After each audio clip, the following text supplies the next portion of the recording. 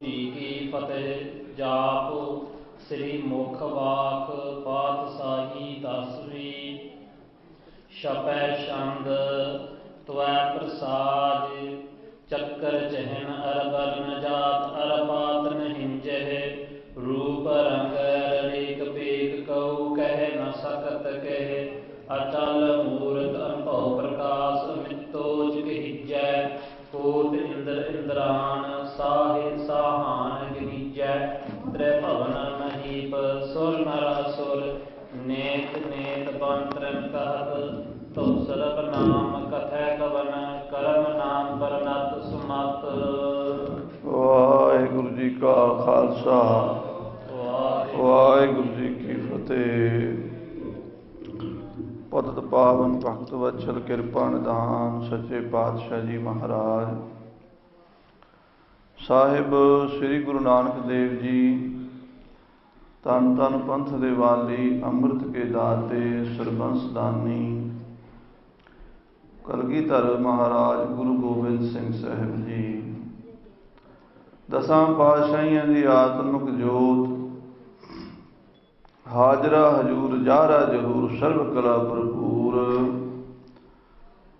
ਪਤਿਤ ਪਾਵਨ ਸਤਿਗੁਰੂ ਗੁਰੂ ਗ੍ਰੰਥ ਸਾਹਿਬ ਜੀ ਮਹਾਰਾਜ ਦੀ ਗੋਦ ਵਿੱਚ ਗੁਰਦੁਆਰਾ ਬਾਬਾ ਸੰਗਤ ਜੀ ਵਿਖੇ ਬਿਰਾਜਮਾਨ ਗੁਰੂ ਖਾਲਸਾ ਸਾਧ ਸੰਗਤ ਮਾਈ ਭਾਈ ਆਪ ਜੀ ਬਹੁਤ ਵਡਭਾਗੇ ਹੋ, ਜਿਨ੍ਹਾਂ ਨੂੰ ਗੁਰੂ ਸਾਹਿਬ ਜੀ ਨੇ ਆਪਣੀ ਬਾਣੀ ਦਾ ਜਾਪ ਕਰਨ ਦਾ ਉਪਰਾਲਾ ਬਖਸ਼ਿਸ਼ ਕੀਤਾ ਹੈ।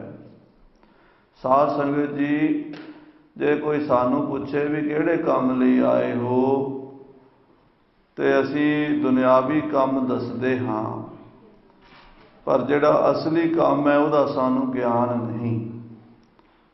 ਅਸਲੀ ਕੰਮ ਕਿਹੜਾ ਹੈ? ਮਹਾਰਾਜ ਕਹਿੰਦੇ ਆਇਓ ਸੁਣਨ ਪੜ੍ਹਨ ਕੋ ਬਾਣੀ। ਇਸ ਦੁਨੀਆ ਦੇ ਵਿੱਚ ਬੰਦਾ ਸਿਰਫ ਬਾਣੀ ਪੜ੍ਹਨ ਲਈ ਤੇ ਨਾਮ ਜਪਣ ਲਈ ਆਇਆ ਹੈ। ਅਵਰ ਕਾਜ ਤੇਰਾ ਕਿਤੇ ਨਾ ਕਾਮ ਮਿਲ ਸਾਧ ਸੰਗਤ ਭਜ ਕੇਵਲ ਨਾਮ। ਤੇ ਗੁਰੂ ਨਾਨਕ ਸਾਹਿਬ ਤੋਂ ਲੈ ਕੇ ਕਲਗੀਧਰ ਮਹਾਰਾਜ ਤੱਕ ਦਸਾਂ ਪਾਤਸ਼ਾਹੀਆਂ ਨੇ, ਸ੍ਰੀ ਗੁਰੂ ਗ੍ਰੰਥ ਸਾਹਿਬ ਜੀ ਨੇ ਇਹੀ ਹੋਕਾ ਦਿੱਤਾ ਵੀ ਕੇਵਲ ਨਾਮ ਜਪੋ ਰੇ ਪ੍ਰਾਣੀ ਪਰੋ ਏਕ ਕੀ ਸ਼ਰਨਾ। ਤੇ ਨਾਮ ਜਪਣ ਨਾਲ ਸਾਡਾ ਭਲਾ ਹੋਣਾ ਹੈ, ਕਿਉਂਕਿ ਆਪਣਾ ਭਲਾ ਸਭ ਕਾਹੂ ਮੰਗਣਾ। ਆਪਣਾ ਭਲਾ ਆਪਾਂ ਸਾਰੇ ਹੀ ਚਾਹੁੰਦੇ। ਕੋਈ ਚਾਹੁੰਦਾ ਮੇਰਾ ਬੁਰਾ ਹੋਵੇ? ਨਹੀਂ ਚਾਹੁੰਦਾ। ਸੁੱਖ ਦੇ ਸਾਰੇ ਗਾਹਕ ਹਾਂ, ਦੁੱਖ ਨੂੰ ਕੋਈ ਵੀ ਨਹੀਂ ਚਾਹੁੰਦਾ। ਤੇ ਜੇ ਸੁੱਖ ਲੈਣਾ ਚਾਹੁੰਦੇ ਹੋ ਤਾਂ ਮਹਾਰਾਜ ਕਹਿੰਦੇ ਨਾਮ ਜਪੋ, ਸੁੱਖ ਮਿਲ ਜਾਏਗਾ। ਸ੍ਰੀ ਜਾਪ ਸਾਹਿਬ ਦੀ ਜੋ ਬਾਣੀ ਹੈ, ਨਿਤਨੇਮ ਦੀ ਬਾਣੀ ਹੈ। ਗੁਰੂ ਕਲਗੀਧਰ ਮਹਾਰਾਜ ਸੱਚੇ ਪਾਤਸ਼ਾਹ ਦੇ ਚਰਨਾਂ 'ਚ ਪੰਡਿਤ ਕਾਂਸ਼ੀ ਰਾਮ ਜੀ ਬੇਨਤੀ ਕਰਦੇ, ਸੱਚੇ ਪਾਤਸ਼ਾਹ, ਜਿਵੇਂ ਗੁਰੂ ਨਾਨਕ ਸਾਹਿਬ ਜੀ ਨੇ ਆਦ ਵਿੱਚ ਸਭ ਦਾ ਮੁੱਢ ਜੋ ਹੈ ਪਰਮੇਸ਼ਰ ਦਾ ਸਰੂਪ ਬਿਆਨ ਕੀਤਾ ਜਪਜੀ ਸਾਹਿਬ ਦੇ ਵਿੱਚ। ਜਪ ਆਪ ਵੀ ਕਿਰਪਾ ਕਰਕੇ ਪਰਮੇਸ਼ਰ ਦਾ ਸਰੂਪ ਜਣਾਓ, ਉਹਨੂੰ ਨਮਸਕਾਰ ਕਿਵੇਂ ਕਰਨੀ ਹੈ ਇਹ ਕਿਰਪਾ ਕਰਕੇ ਦੱਸੋ। ਤਾਂ ਸਤਿਗੁਰੂ ਦੀ ਬੇਨਤੀ ਮੰਨ ਕੇ ਪ੍ਰੇਮੀ ਸੰਗਤ ਦੀ ਬੇਨਤੀ ਵੀ ਸੀ। ਪੌਂਟਾ ਸਾਹਿਬ ਵਿਖੇ ਬਾਣੀ ਉਚਾਰਨ ਕੀਤੀ ਸੀ ਜਾਪ ਸਾਹਿਬ।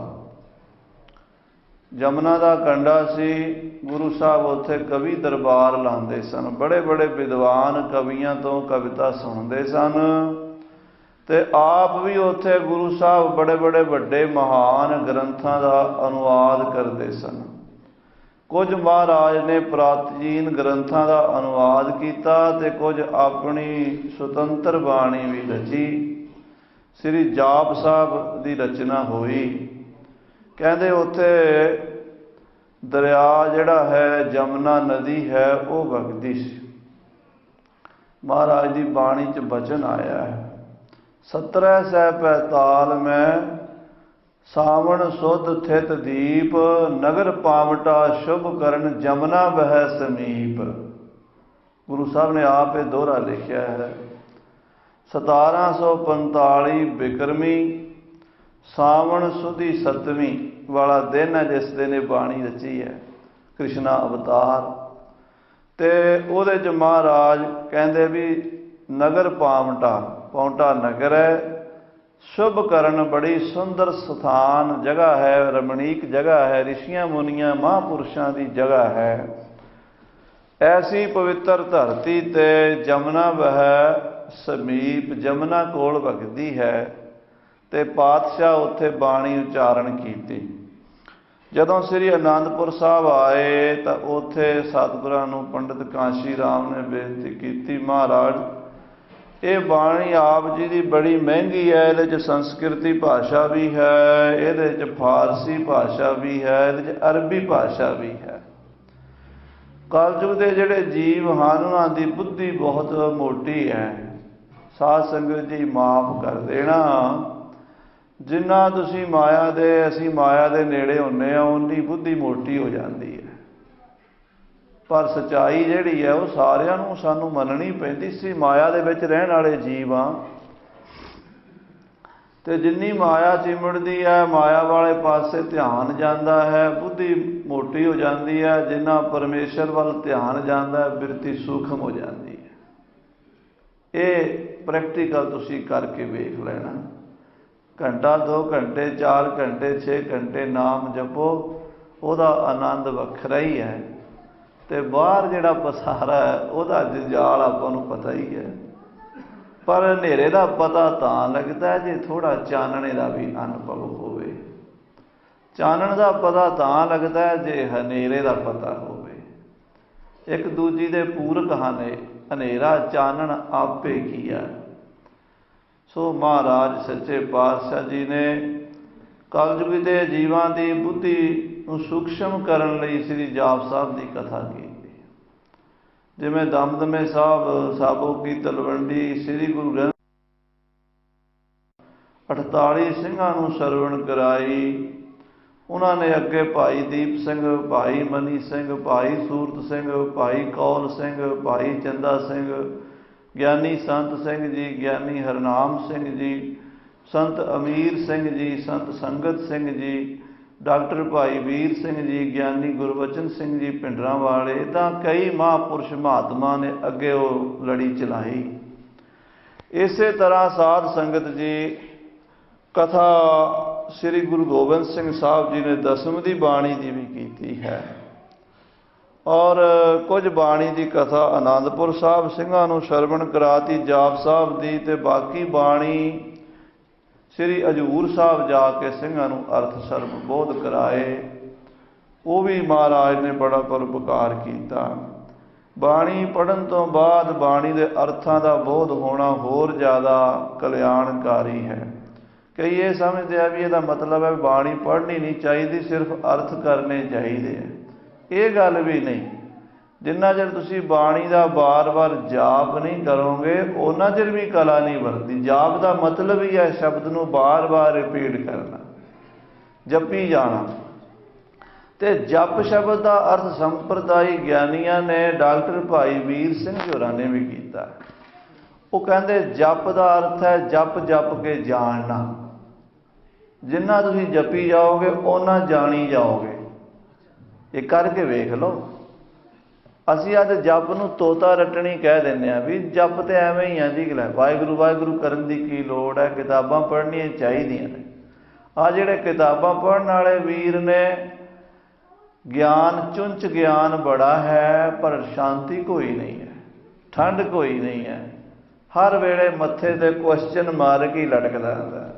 ਕੀ ਹੋਵੇਗਾ, ਕੀ ਬਣੇਗਾ, ਕੀ ਕਰਾਂਗੇ, ਕਿੱਦਾਂ ਕਰਾਂਗੇ, ਕਿੱਥੇ ਜਾਵਾਂਗੇ, ਕੀ ਖਾਵਾਂਗੇ, ਕੀ ਪੀਵਾਂਗੇ, ਕਿੱਦਾਂ ਰਹਾਂਗੇ, ਕਿੱਦਾਂ ਮਰਾਂਗੇ, ਕਿੱਦਾਂ ਜੀਵਾਂਗੇ।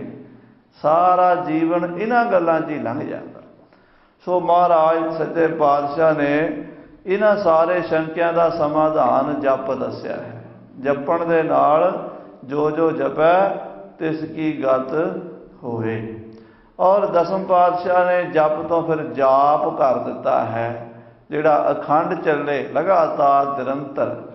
ਇਹ ਜਿਹੜਾ ਜਾਪ ਹੈ, ਖਾਲਸਾ ਜੀ ਜਦੋਂ ਸਿੰਘ ਜੰਗਲਾਂ 'ਚ ਰਹਿੰਦੇ ਸੀ, ਜੰਗਾਂ 'ਚ ਰਹਿੰਦੇ ਸੀ, ਮੈਂ ਪੁਰਾਤਨ ਨਿਹੰਗ ਸਿੰਘਾਂ ਦੇ ਦਰਸ਼ਨ ਕੀਤੇ ਨੇ। ਉਹ ਜਾਪ ਸਾਹਿਬ ਦੇ ਨਾਲ ਪੈਂਤੜਾ ਲੈ ਕੇ ਵਾਰ ਕਰਦੇ ਸੀਗੇ। ਐਸਾ ਵਾਰ ਕਰਨਾ ਗੱਤਕੇ ਦੇ ਢਾਲ ਤਲਵਾਰ ਦਾ। ਜਾਪ ਸਾਹਿਬ ਪੜ੍ਹਦਿਆਂ ਨੇ ਜਾਣਾ, ਨਮਸਤੰ ਅਕਾਲੇ ਨਮਸਤੰ ਕਿਰਪਾਲੇ ਨਮਸਤੰ ਅਰੂਪੇ ਨਮਸਤੰ ਅਨੂਪੇ, ਠਾ ਮਾਰਨੀ ਸਿਰ ਤੇ। ਨਾਲੇ ਬਾਣੀ ਪੜ੍ਹ ਰਹੇ ਨੇ, ਨਾਲੇ ਉਹਨਾਂ ਦਾ ਪੈਂਤੜੇ ਦੀ ਚਾਲ ਬਣੀ ਹੋਈ ਹੈ। ਦਸਵੇਂ ਪਾਤਸ਼ਾਹ ਵੀਰ ਰਸ ਵਿੱਚ ਬਾਣੀ ਲਿਖੀ। ਪਹਿਲੀ ਬਾਣੀ ਗੁਰੂ ਸਾਹਿਬਾਂ ਦੀ ਜੋ ਆਦਿ ਗੁਰੂ ਗ੍ਰੰਥ ਸਾਹਿਬ ਜੀ ਮਹਾਰਾਜ ਦੀ, ਉਹ ਸ਼ਾਂਤਮਈ ਬਾਣੀ ਹੈ, ਬ੍ਰਹਮ ਗਿਆਨ ਦਿੰਦੀ ਹੈ, ਜੀਵ ਨੂੰ ਸ਼ਾਂਤ ਕਰਦੇ, ਸੰਤ ਬਣਾ ਦਿੰਦੀ। ਜਿਹੜੀ ਦਸਵੇਂ ਪਾਤਸ਼ਾਹ ਕਲਗੀਧਰ ਜੀ ਦੀ ਬਾਣੀ ਹੈ, ਉਹ ਵੀਰ ਰਸੀ ਬਾਣੀ ਹੈ, ਸੰਤ ਨੂੰ ਸਿਪਾਹੀ ਬਣਾ ਦਿੰਦੀ ਹੈ। ਕਵੀ ਗਵਾਲ ਨੇ ਇੱਕ ਬਚਨ ਲਿਖਿਆ ਹੈ, ਪੜ੍ਹ ਕੇ ਤਿਹਾਰੀ ਬਾਣੀ ਸ੍ਰੀ ਮਨ ਗੋਬਿੰਦ ਸਿੰਘ। ਹੈ ਗੁਰੂ ਗੋਬਿੰਦ ਸਿੰਘ ਜੀ, ਤੁਹਾਡੀ ਬਾਣੀ ਪੜ੍ਹ ਕੇ ਜੀਵਨ ਮੁਕਤ ਜਨ ਹੋਏ ਰਹੇ ਆਗਮੇ। ਅਗ ਨਾਮ ਅਗਿਆਨ ਦਾ ਹੈ, ਅਗਿਆਨੀ ਜੀਵ ਮੁਕਤ ਹੋ ਜਾਣਗੇ। ਐਸੀ ਬਾਣੀ ਰਚ ਦਿੱਤੀ। ਪੜ੍ਹ ਕੇ ਤਿਹਾਰੀ ਬਾਣੀ ਸ੍ਰੀ ਮਨ ਗੋਬਿੰਦ ਸਿੰਘ, ਜੀਵਨ ਮੁਕਤ ਜਨ ਹੋਏ ਰਹੇ ਆਗਮੇ। ਸਾਧ ਮੇ ਨਾ ਸ਼ੇਰਪਣ, ਸਾਧ ਵਿੱਚ ਸ਼ੇਰਾਂ ਵਾਲੀ ਖੁੰਖਾਰ ਬਿਰਤੀ ਨਹੀਂ ਹੁੰਦੀ। ਆਖੋ ਵਾਹਿਗੁਰੂ।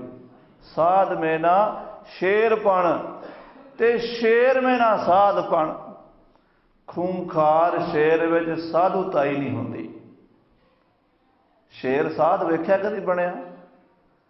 ਤੇ ਸਾਧ ਕਦੀ ਸ਼ੇਰ ਬਣਿਆ ਵੇਖਿਆ? ਨਹੀਂ ਨਾ। ਸਾਧ ਮੇ ਨਾ ਸ਼ੇਰਪਣ, ਸ਼ੇਰ ਮੇ ਨਾ ਸਾਧਪਣ। ਉਹ ਦੋਊਪਣ ਦੇਖੀਏ ਤਾਂ ਆਪ ਹੀ ਕੇ ਮਗ ਮੇ। ਕਲਗੀਆਂ ਵਾਲੇ ਪਾਤਸ਼ਾਹ ਸਿਰਫ ਤੁਹਾਡੇ ਪੰਥ ਵਿੱਚ ਸ਼ੇਰ ਤੇ ਸੰਤ ਇਕੱਠੇ ਇੱਕੋ ਬੰਦੇ ਵਿੱਚ ਦੋਵੇਂ ਗੁਣ ਪਾਏ ਹੋਏ ਹੈ। ਪੜ੍ਹ ਕੇ ਪਕੜ ਕੇ ਦੁਤਾਰਾ ਗਾਵੇ ਰਾਗਨ ਮੈਂ ਆਸਾ ਵਾਰ। ਉਹੀ ਗੁਰੂ ਕਾ ਸਿੰਘ ਸਵੇਰੇ ਦੋ ਤਾਰਾ ਪਕੜ ਕੇ ਆਸਾ ਦੀ ਵਾਰ ਦਾ ਕੀਰਤਨ ਕਰਿਆ, ਭਗਤ ਬਣਿਆ ਬੈਠਾ ਹੈ, ਸੰਤ ਬਣਿਆ ਬੈਠਾ ਹੈ। ਉਹੀ ਗੁਰੂ ਕਾ ਸਿੰਘ ਪਕੜ ਦੁਧਾਰਾ ਵਾਹੈ ਸ਼ਤਰੁਨ ਸਿਰ ਆਰਾ ਹੈ। ਦੋ ਧਾਰਾ ਖੰਡਾ ਫੜ ਕੇ ਵੈਰੀਆਂ ਦੇ ਸਿਰ ਤੇ ਬਿਜਲੀ ਤਰ੍ਹਾਂ ਬਾਬੇ ਦੀਪ ਸਿੰਘ ਦਾ ਕੜਕ ਰਿਹਾ ਹੈ ਨਾ। ਦੋਵੇਂ ਗੱਲਾਂ ਇੱਕੋ ਬੰਦੇ ਵਿੱਚ, ਇਹ ਗੁਰੂ ਕਲਗੀਧਰ ਨੇ ਪਾ ਦਿੱਤੀ। ਗੁਰੂ ਗ੍ਰੰਥ ਸਾਹਿਬ ਜੀ ਦੀ ਬਾਣੀ ਸ਼ਾਂਤ, ਭਗਤੀ, ਗਿਆਨ। ਦਸਵੇਂ ਪਾਤਸ਼ਾਹ ਦੀ ਬਾਣੀ ਸੂਰਬੀਰ ਬਹਾਦਰ ਯੋਧਿਆਂ ਨੂੰ ਪੈਦਾ ਕਰ, ਇੱਕੋ ਹੀ ਚੀਜ਼ ਇਕੱਠੀ ਕਰਕੇ ਆਪਣੇ ਪੰਥ ਨੂੰ ਸੰਪੂਰਨ ਕਰ ਦਿੱਤਾ। ਜਾਪ ਉਚਾਰਿਆ ਅਕਾਲ ਪੁਰਖ ਦਾ, ਉਹ ਵੀਰ ਰਸੀ ਚਾਲ ਵਿੱਚ, ਕਿਉਂਕਿ ਗੁਰੂ ਗੋਬਿੰਦ ਸਿੰਘ ਦਾ ਰੋਮ ਰੋਮ ਵੀਰ ਰਸ 'ਚ ਭਰਿਆ ਹੋਇਆ ਸੀ। ਅੱਜ ਅਸੀਂ ਗੁਰੂ ਗੋਬਿੰਦ ਸਿੰਘ ਨੂੰ ਤਾਂ ਮੰਨਦੇ ਹਾਂ, ਕਿਉਂਕਿ ਜੇ ਨਾ ਮੰਨਾਂਗੇ ਤੇ ਸਾਡਾ ਗੁਜ਼ਾਰਾ ਨਹੀਂ ਹੋਣਾ, ਪਰ ਗੁਰੂ ਗੋਬਿੰਦ ਸਿੰਘ ਦੀ ਸਿੱਖਿਆ ਨੂੰ ਨਹੀਂ ਮੰਨਦੇ। ਗੁਰੂ ਨੂੰ ਤਾਂ ਮੰਨਦੇ ਆ, ਗੁਰੂ ਦੀ ਬਾਣੀ ਨੂੰ ਨਹੀਂ ਮੰਨਦੇ। ਹੁਣ ਗੁਰੂ ਤਾਂ ਕਹਿੰਦਾ ਵੀ ਮੈਂ ਤਾਂ ਬਾਣੀ ਰਾਹੀਂ ਬੋਲਣਾ, ਗੁਰੂ ਨਾਲ ਗੱਲ ਕਰਨੀ ਹੈ, ਗੁਰੂ ਬਾਰੇ ਜਾਣਨਾ ਹੈ, ਤਾਂ ਗੁਰੂ ਦੇ ਵਿਚਾਰ ਉਹਦੀ ਬਾਣੀ 'ਚੋਂ ਹੀ ਮਿਲਣਗੇ ਨਾ। ਗੁਰੂ ਦੀ ਬਾਣੀ ਨਹੀਂ ਚੰਗੀ ਲੱਗਦੀ, ਇਹਦਾ ਮਤਲਬ ਸਾਨੂੰ ਦਿਲੋਂ ਗੁਰੂ ਵੀ ਨਹੀਂ ਚੰਗਾ ਲੱਗਦਾ। ਸਾਡਾ ਪਿਆਰ ਹੋਰ ਚੀਜ਼ਾਂ ਨਾਲ ਪੈ ਗਿਆ, ਬਾਜਾਂ ਵਾਲੇ ਨਾਲ ਪਿਆਰ ਨਹੀਂ ਰਿਹਾ। ਧੰਨ ਗੁਰੂ ਗੋਬਿੰਦ ਸਿੰਘ ਸੱਚੇ ਪਾਤਸ਼ਾਹ ਪੰਥ ਦੇ ਵਾਲੀ, ਉਹ ਆਪਣੀ ਬਾਣੀ 'ਚ ਬੋਲ ਰਹੇ ਨੇ, ਹਾਜ਼ਰ ਨਾਜ਼ਰ ਨੇ, ਤੇ ਉਹਨਾਂ ਦੀ ਬਾਣੀ ਵੀਰ ਰਸੀ ਬਾਣੀ, ਉਹਨਾਂ ਦਾ ਹਰ ਕੰਮ ਵੀਰ ਰਸੀ ਸੀਗਾ। ਸਾਧ ਸੰਗਤ ਜੀ, ਇੱਕ ਲਾਲੇ ਦੇ ਘਰ ਬੱਚਾ ਜੰਮੇ, ਬਾਣੀਏ ਦੇ ਘਰ ਬੇਟਾ ਹੋਵੇ, ਕੀ ਨਾਂ ਰੱਖਦਾ? ਲక్ష్ਮੀ ਨਾਰਾਇਣ, ਦੌਲਤ ਰਾਏ, ਧਨੀ ਰਾਮ। ਕਿਉਂ? ਉਹਦਾ ਧਨ ਵਿੱਚ, ਦੌਲਤ ਵਿੱਚ ਹੀ ਖਿਆਲ ਹੈ, ਲక్ష్ਮੀ ਚੰਗੀ ਲੱਗਦੀ ਹੈ। ਜਿਹੜਾ ਉਹਦਾ ਘਰ ਬੱਚਾ ਜੰਮੇ, ਉਹਦਾ ਨਾਂ ਉਹਨੇ ਪੈਸੇ ਵਾਲਾ ਹੀ ਰੱਖਣਾ ਹੈ। ਪੈਸੇ ਦੀ ਬਿਰਤੀ ਹੈ, ਨੇਚਰਲੀ ਹੈ, ਜੋ ਦੇਖਣਾ ਉਹੀ ਉਹਨੇ ਬੋਲਣਾ, ਉਹੀ ਕਰਨਾ। ਬਾਜਾਂ ਵਾਲੇ ਦੇ ਘਰ ਬੇਟਾ ਜੰਮਿਆ, ਨਾਂ ਰੱਖਿਆ ਅਜੀਤ ਸਿੰਘ। ਦੂਜੇ ਬਾਬਾ ਜੀ ਆਏ, ਨਾਂ ਰੱਖਿਆ ਜੁਝਾਰ ਸਿੰਘ। ਤੀਜੇ ਮਹਾਰਾਜ ਮਹਾਂਪੁਰਸ਼ ਆਏ, ਬਾਬਾ ਜੋਰਾਵਰ ਸਿੰਘ। ਤੇ ਚੌਥੇ ਆਏ ਬਾਬਾ ਫਤਿਹ ਸਿੰਘ। ਗੁਰੂ ਗੋਬਿੰਦ ਸਿੰਘ ਦੀ ਬੋਲੀ ਦਾ ਤੁਸੀਂ ਇੱਥੋਂ ਅੰਦਾਜ਼ਾ ਲਾ ਲਓ ਵੀ ਉਹਨਾਂ ਦੇ ਅੰਦਰ ਕੀ ਵੀਰਤਾ ਦਾ ਸੋਮਾ ਸੀਗਾ। ਕਾਗੜਦੰ ਕਾਤੀ ਕਟਾਰੀ ਕੜਾਕੰ ਤਾਕੜਦੰ ਤੀਰੰ ਤੁਪਕੰ ਤੜਾਕੰ ਝਾਗੜਦੰ ਨਾਗੜਦੰ ਬਾਗੜਦੰ ਬਾਜੇ ਗਾਗੜਦੰ ਗਾਜੀ ਮਹਾ ਗੱਜ ਗਾਜੇ। ਐਸੀ ਬਾਣੀ ਡੋਲੇ ਫਰਕਣ ਮੁਛਹਿਰੇ ਚੜ ਜਾਣ ਨੇਤਰ ਲਾਲ ਹੋ ਜਾਣ ਕਾਇਰ ਬੁੱਝ ਦਿਲ ਬਹਾਦਰ ਬਣ ਜਾਣ। ਇਹ ਉਹਨਾਂ ਦੀ ਬਾਣੀ ਦੀ ਕਲਾ ਸੀ ਕਿ ਕੱਲਾ ਕੱਲਾ ਸਵਾ ਸਵਾ ਲੱਖ ਨਾਲ ਲੜ ਗਿਆ। ਉਹਨਾਂ ਦੀ ਪਵਿੱਤਰ ਪਾਵਨ ਬਾਣੀ ਸ੍ਰੀ ਜਾਪ ਸਾਹਿਬ ਦੀ ਕਥਾ ਸੁਣਨ ਲਈ ਤੁਸੀਂ ਬੈਠੇ ਹੋ। 5 ਦਿਨ ਆਪਣੇ ਕੋਲ ਟਾਈਮ ਹੈ। ਟਾਈਮ ਟੀਵੀ ਚੜ੍ਹਦੀ ਕਲਾ ਵਾਲੇ ਪੰਜਾਬ ਦੇ ਵਿੱਚ ਹਿੰਦੁਸਤਾਨ ਦੇ ਵਿੱਚ ਸ਼ਾਇਦ ਇੱਥੇ ਵੀ ਉਹ ਚੈਨਲ ਆਉਂਦਾ ਹੈ। ਉਹਨਾਂ ਗੁਰਮੁਖਾਂ ਨੇ ਜਾਪ ਸਾਹਿਬ ਦੀ ਰਿਕਾਰਡਿੰਗ ਕਰਵਾਈ। ਦਾਸ ਨੇ ਹਾਜ਼ਰੀ ਭਰੀ। 46 ਘੰਟੇ ਦੀ ਕਥਾ ਰਿਕਾਰਡਿੰਗ ਹੋ ਗਈ ਤੇ ਅਜੇ ਪੂਰਾ ਨਹੀਂ ਹੋਇਆ ਜਾਪ ਸਾਹਿਬ। 46 ਘੰਟੇ ਕਥਾ ਰਿਕਾਰਡਿੰਗ ਹੋ ਚੁੱਕੀ ਹੈ ਤੇ ਜਾਪ ਸਾਹਿਬ ਅਜੇ ਸੰਪੂਰਨ ਨਹੀਂ ਹੋਇਆ। ਅਜੇ ਮੇਰਾ ਖਿਆਲ ਹਰ ਬੋਲ ਬਨਾ ਸ਼ਾਂਤੀ ਚੱਲ ਰਿਹਾ ਹੈ ਤੇ ਪੂਰੇ ਹੁੰਦਿਆਂ ਨੂੰ ਮੇਰਾ ਖਿਆਲ ਹੈ 60 ਘੰਟੇ ਲੱਗ ਜਾਣਗੇ। ਇੱਥੇ 5 ਘੰਟਿਆਂ 'ਚ 4.5 ਘੰਟਿਆਂ 'ਚ ਆਪਾਂ ਕਹੀਏ ਵੀ ਸਾਰਾ ਜਾਪ ਸਾਹਿਬ ਵਿਚਾਰ ਲਵਾਂਗੇ, ਹੈ ਤਾਂ ਔਖਾ। ਪਰ ਗੁਰੂ ਸਾਹਿਬ ਕਿਰਪਾ ਕਰਨ ਸੰਖੇਪ ਦੇ ਅਰਥ ਥੋੜ੍ਹੇ ਥੋੜ੍ਹੇ ਦੇ ਜਿਹਦੇ ਨਾਲ ਸਾਡਾ ਨਿਸ਼ਾਨਾ ਬਣ ਜਾਵੇ। ਬਾਣੀ ਦੇ ਅਰਥਾਂ ਦਾ ਅੰਤ ਨਹੀਂ ਆਪਾਂ ਪਾ ਸਕਦੇ। ਮੈਂ ਕਹਾਂ ਜਿਵੇਂ 60 ਘੰਟੇ ਵੀ ਕਥਾ ਕਰਕੇ ਜਾਪ ਸਾਹਿਬ ਦਾ ਅੰਤ ਪੈ ਜਾਏਗਾ, ਕਦੀ ਵੀ ਨਹੀਂ ਪੈਣਾ। 60 ਜਨਮ 'ਚ ਨਹੀਂ ਪੈਂਦਾ। 60 ਜਨਮ ਕਥਾ ਕਰੀ ਜਾਈਏ ਤਾਂ ਵੀ ਜਾਪ ਸਾਹਿਬ ਦੀ ਵਿਆਖਿਆ ਨਹੀਂ। ਭਾਈ ਸੰਤੋਖ ਸਿੰਘ ਕਹਿੰਦੇ ਨੇ ਕਿ ਜਿਵੇਂ ਕੀੜੀ ਮਿਸ਼ਰੀ ਦੇ ਪਹਾੜ ਤੇ ਚੜ੍ਹ ਜਾਵੇ, ਕੀੜੀ ਮਿਸ਼ਰੀ ਦਾ ਪਹਾੜ ਲੱਭ ਜਾਵੇ, ਉਹਨੂੰ ਕੀ ਕਰਨਾ ਚਾਹੀਦਾ? ਉਹਨੂੰ ਆਪਣਾ ਢਿੱਡ ਭਰਨ ਲਈ ਮਿਸ਼ਰੀ ਖਾ ਲੈਣੀ ਚਾਹੀਦੀ ਹੈ। ਉਸ ਮਿਸ਼ਰੀ ਦੇ ਪਹਾੜ ਦੀ ਲੰਬਾਈ ਕਿੰਨੀ ਹੈ, ਚੜਾਈ ਕਿੰਨੀ ਹੈ, ਉਚਾਈ ਕਿੰਨੀ ਹੈ, ਉਹਦਾ ਵਜਨ ਕਿੰਨਾ, ਇਹ ਨਹੀਂ ਤੋਲਣਾ ਚਾਹੀਦਾ। ਉਹਦੇ ਕੋਲ ਹੋਣਾ ਹੀ ਨਹੀਂ। ਕੀੜੀ ਵਿਚਾਰੀ ਕਿੱਥੇ ਤੋਲ ਲੇਗੀ ਮਿਸ਼ਰੀ ਦੇ ਪਹਾੜ ਨੂੰ। ਗੁਰਬਾਣੀ ਦਾ ਪੂਰਾ ਅੰਤ ਪਾਉਣ ਦਾ ਸਾਨੂੰ ਕਦੀ ਵੀ ਖਿਆਲ ਨਹੀਂ ਕਰਨਾ ਚਾਹੀਦਾ। ਬਸ ਆਪਣਾ ਪੇਟ ਭਰੀਏ, ਅਧਿਆਤਮਕ ਤੌਰ ਤੇ ਲਾਹਾ ਲਈਏ। ਸ੍ਰੀ ਗੁਰੂ ਕਲਗੀਧਰ ਜੀ ਦੇ ਚਰਨਾਂ ਦਾ ਧਿਆਨ ਧਰੋ। ਸਾਰੀ ਸੰਗਤ ਇੱਕ ਵਾਰੀ ਪਿਆਰ ਨਾਲ ਆਖੋ ਸਤਿਨਾਮ ਸ੍ਰੀ ਸਾਹਿਬ ਜੀ। ਫਿਰ ਆਖੋ ਸਾਰੇ ਸਤਿਨਾਮ ਸ੍ਰੀ ਵਾਹਿਗੁਰੂ ਸਾਹਿਬ ਜੀ। ਇੱਕ ਓੰਕਾਰ ਸਤਿਗੁਰ ਪ੍ਰਸਾਦ। ਸਾਧ ਸੰਗਤ ਜੀ, ਇੱਕ ਨਾਮ ਉਸ ਪਰਮੇਸ਼ਰ ਵਾਹਿਗੁਰੂ ਦਾ ਅਦੁੱਤੀ ਬ੍ਰਹਮ ਦਾ ਹੈ ਜੋ ਦੂਸਰਾ ਤੀਸਰਾ ਨਹੀਂ ਹੈ। ਇੱਕੋ ਹੀ ਹੈ। ਇੱਕੋ ਹੈ ਭਾਈ, ਇੱਕੋ ਹੈ। 3 ਤਰ੍ਹਾਂ ਦੇ ਭੇਦ ਵਿਦਵਾਨਾਂ ਨੇ ਕਥਨ ਕੀਤੇ ਹਨ। ਸਜਾਤੀ ਭੇਦ, ਵਿਜਾਤੀ ਭੇਦ, ਸਵੈਗਤ ਭੇਦ। ਸਜਾਤੀ ਭੇਦ ਕੀ ਹੈ? ਇੱਕ ਜਾਤ, ਆਪਾਂ ਹੁਣ ਇਨਸਾਨ ਆ। ਆਪਣੀ ਜਾਤ ਕੀ ਹੈ? ਇਨਸਾਨ। ਇੱਕ ਜਾਤ ਦੇ ਵਿੱਚ ਫਰਕ ਹੋਣਾ। ਇਨਸਾਨ ਆਪਾਂ ਸਾਰੇ ਹਾਂ, ਪਰ ਕੋਈ ਪੰਜਾਬ 'ਚ ਰਹਿੰਦਾ ਹੈ, ਕੋਈ ਇੰਗਲੈਂਡ 'ਚ ਰਹਿੰਦਾ ਹੈ। ਫਰਕ ਹੈ ਨਾ। ਕੋਈ ਆਪਣੇ ਆਪ ਨੂੰ ਹਿੰਦੂ, ਕੋਈ ਮੁਸਲਮਾਨ, ਕੋਈ ਸਿੱਖ, ਕੋਈ ਈਸਾਈ ਕਹਾਉਂਦਾ। ਇੱਕ ਬੰਦੇ ਦਾ ਦੂਜੇ ਬੰਦੇ ਨਾਲੋਂ ਫਰਕ ਹੈ, ਭੇਦ ਹੈ। ਇੱਕ ਹੈ ਤੇ ਦੂਜਾ ਦੂਜਾ। ਸਿੱਧੀ ਜੀ ਗੱਲ ਹੈ। ਇਹ ਆਪਾਂ ਉਹ ਦੂਜਾ ਬੰਦਾ ਜੀ। ਇਹ ਦੂਜਾਪਣ ਜਿਹੜਾ ਇਹ ਸਜਾਤੀ ਭੇਦ। ਪਰਮਾਤਮਾ ਇੱਕ ਹੈ, ਉਹਦਾ ਸਜਾਤੀ, ਉਹਦੀ ਜਾਤ ਦਾ ਦੂਜਾ ਕੋਈ ਨਹੀਂ। ਪਰਮਾਤਮਾ ਇੱਕ ਹੈ, ਯਾਦ ਰੱਖਣਾ। ਦੂਜਾ ਪਰਮਾਤਮਾ ਕੋਈ ਨਹੀਂ। ਇੱਕ ਹੁੰਦਾ ਵਿਜਾਤੀ ਭੇਦ, ਉਲਟ ਜਾਤ ਦਾ ਭੇਦ। ਆਪਾਂ ਇਨਸਾਨ ਆ, 2 ਲੱਤਾਂ ਵਾਲਿਆਂ, ਪਰ ਘੋੜੇ ਦੀਆਂ 4 ਨੇ। ਕਈਆਂ ਦੀ ਪੂਛ ਹੈ, ਕਈਆਂ ਦਾ ਗਊਆਂ ਮੱਝਾਂ ਦਾ ਸੁਭਾਅ ਹੋਰ ਹੈ, ਸ਼ੇਰਾਂ ਚੀਤਿਆਂ ਦਾ ਸੁਭਾਅ ਹੋਰ ਹੈ। ਉਹਨਾਂ ਦਾ ਵੱਖਰਾ ਵੱਖਰਾ ਵਿਜਾਤੀ ਭੇਦ ਹੈ।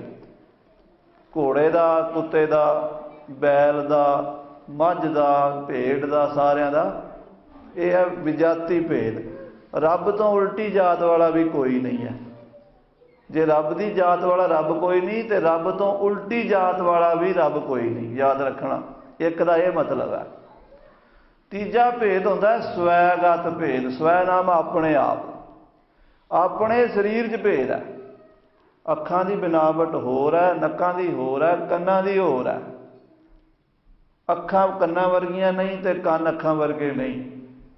ਹੱਥਾਂ ਦੀਆਂ ਉਂਗਲੀਆਂ ਲੰਮੀਆਂ ਨੇ ਬੰਦੇ ਦੀਆਂ, ਪੈਰਾਂ ਦੀਆਂ ਉਂਗਲਾਂ ਛੋਟੀਆਂ ਨੇ। ਤੁਸੀਂ ਹੱਥਾਂ ਨੂੰ ਪੈਰ ਨਹੀਂ ਕਹਿ ਸਕਦੇ, ਪੈਰਾਂ ਨੂੰ ਹੱਥ ਨਹੀਂ ਕਹਿ ਸਕਦੇ। ਗੋਡਿਆਂ ਤੇ ਕੂਹਣੀਆਂ ਵਿੱਚ ਵੀ ਫਰਕ ਹੈ। ਆਪਣੇ ਸਰੀਰ ਦੇ ਵਿੱਚ ਅੰਗਾਂ ਦਾ ਭੇਦ ਸਵੈਗਤ। ਰੱਬ ਦੇ ਸਰੀਰ ਦੇ ਵਿੱਚ ਵੀ ਭੇਦ ਕੋਈ ਨਹੀਂ ਹੈ। ਆਖੋ ਸ੍ਰੀ ਵਾਹਿਗੁਰੂ। ਰੱਬ ਦੀਆਂ ਅੱਖਾਂ, ਰੱਬ ਦੇ ਕੰਨ, ਰੱਬ ਦੇ ਹੱਡ, ਰੱਬ ਦੇ ਹੱਥ ਪੈਰ ਕੋਈ ਕਹਿ ਨਹੀਂ ਸਕਦਾ। ਇੱਕ ਸਰੂਪ ਹੈ, ਅਖੰਡ। ਓੰਕਾਰ ਸਾਰਿਆਂ ਦਾ ਬੀਜ ਹੈ। ਜਿੱਥੋਂ ਓੰਕਾਰ ਦੀ ਧੁਨੀ ਬ੍ਰਹਮੰਡ ਦੇ ਆਦਿ ਵਿੱਚ ਹੁੰਦੀ ਹੈ। ਏਕ ਬ੍ਰਹਮ ਚੇਤਨ ਅਖੰਡਤ ਤਾਤੇ ਉਪਜੀ ਇੱਛਾ। ਮਹਾਰਾਜ ਅਕਾਲ ਪੁਰਖ ਨੂੰ ਇੱਛਾ ਹੋਈ ਕਿ ਮੈਂ ਏਕ ਤੋਂ ਅਨੇਕ ਹੋ ਜਾਵਾਂ। ਕੀਤਾ ਬਸਾਓ ਏਕੋ ਕਵਾਓ, ਤਿਸਤੇ ਹੋਏ ਲੱਖ ਦਰਿਆਓ। ਓੰਕਾਰ ਇਹ ਧੁਨੀ ਬ੍ਰਹਮੰਡ 'ਚ ਫੈਲ ਗਈ। ਇਸ ਧੁਨੀ ਚੋਂ ਹੀ ਕਰੋੜਾਂ ਸੂਰਜ, ਚੰਦਰਮਾ, ਗ੍ਰਹਿ, ਤਾਰੇ, ਨਛੱਤਰ, ਧਰਤੀ, ਆਕਾਸ਼ ਸਭ ਕੁਝ ਪੰਜੇ ਤੱਤ ਪੈਦਾ ਹੋ ਗਏ। ਇਹ ਓੰਕਾਰ ਹੈ। ਬ੍ਰਹਮਾ ਉਤਪਤ ਓੰਕਾਰ ਕੀਆ ਜਿਨ ਚਿਤ। ਓੰਕਾਰ ਸੈਲ ਜੁਗ ਭਏ। ਓੰਕਾਰ ਵੇਦ ਨਿਰਮਏ। ਸਾਰਾ ਕੁਝ ਓੰਕਾਰ ਤੋਂ ਪੈਦਾ ਹੋਇਆ। ਇਹਦੀ ਵਿਆਖਿਆ ਕਰੀਏ ਕਈ ਮਹੀਨੇ ਲੱਗ ਜਾਣ।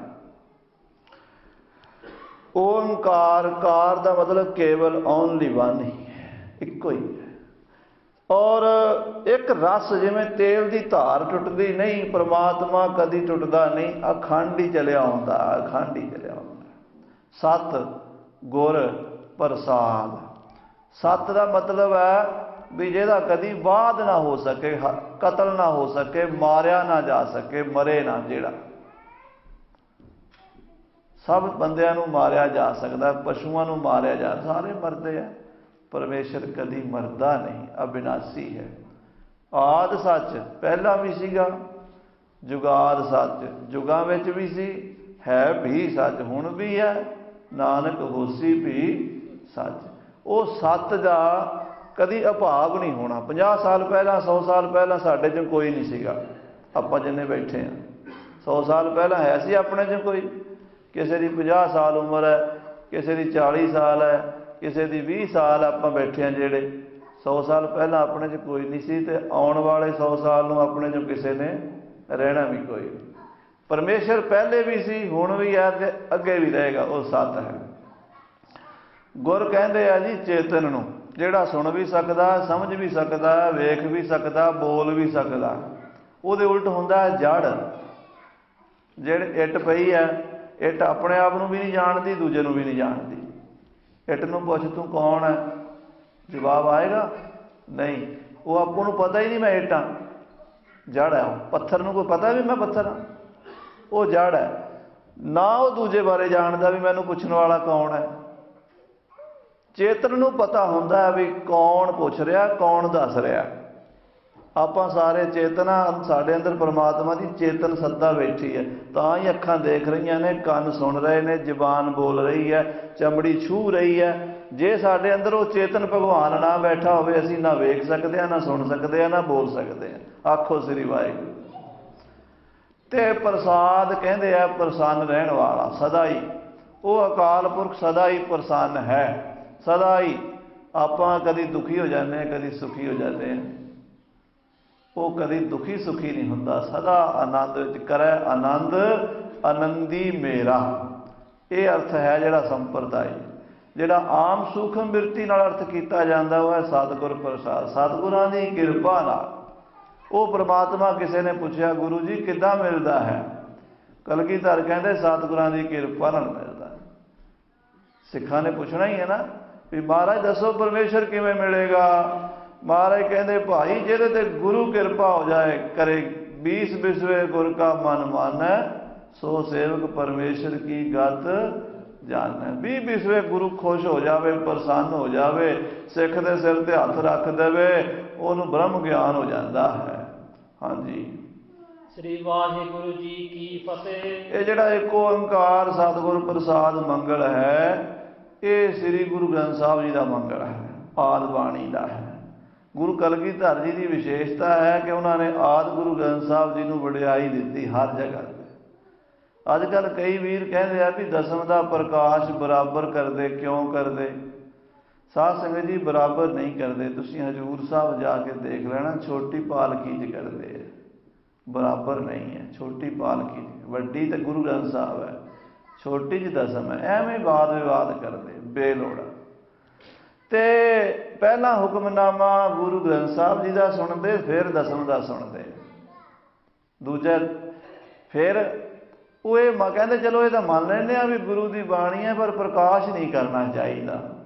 मैं ये बेनती करता हाँ कि भाई कोई भी ग्रंथ बिना प्रकाश करिया पढ़ के दिखाओ। दुनिया का कोई ग्रंथ बिना खोलिया पढ़ लो, प्रकाश करके ही पढ़ांगे।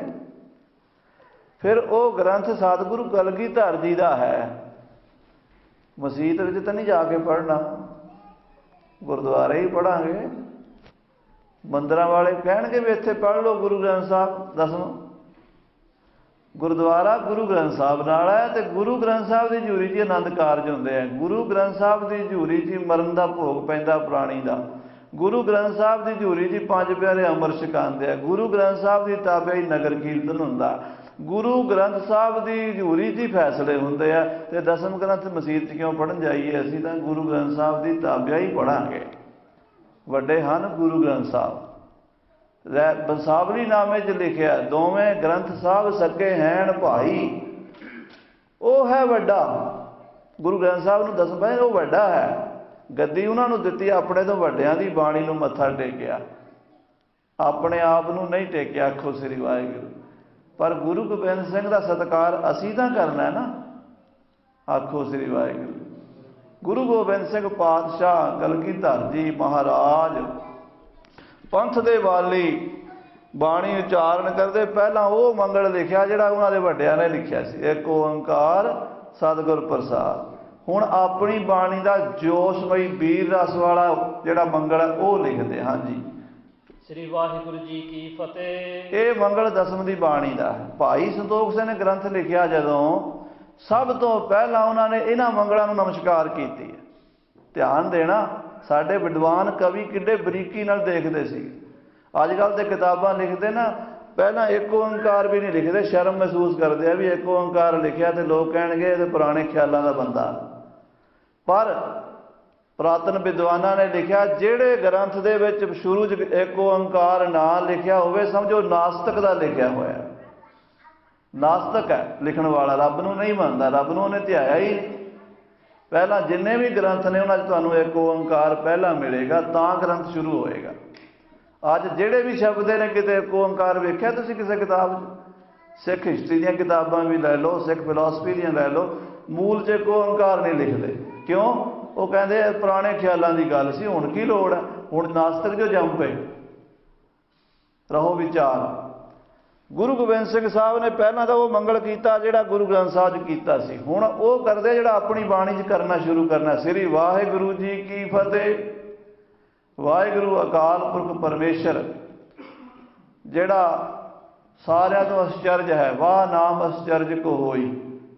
आश्चर्य ते पर उकत ना कोई ऐसी चीज़ तुसीं देख लो बड़ा हैरान हो जाओ तो तुहाडे मूँह तो एक शब्द निकलेगा वाह वाह वाह वाह।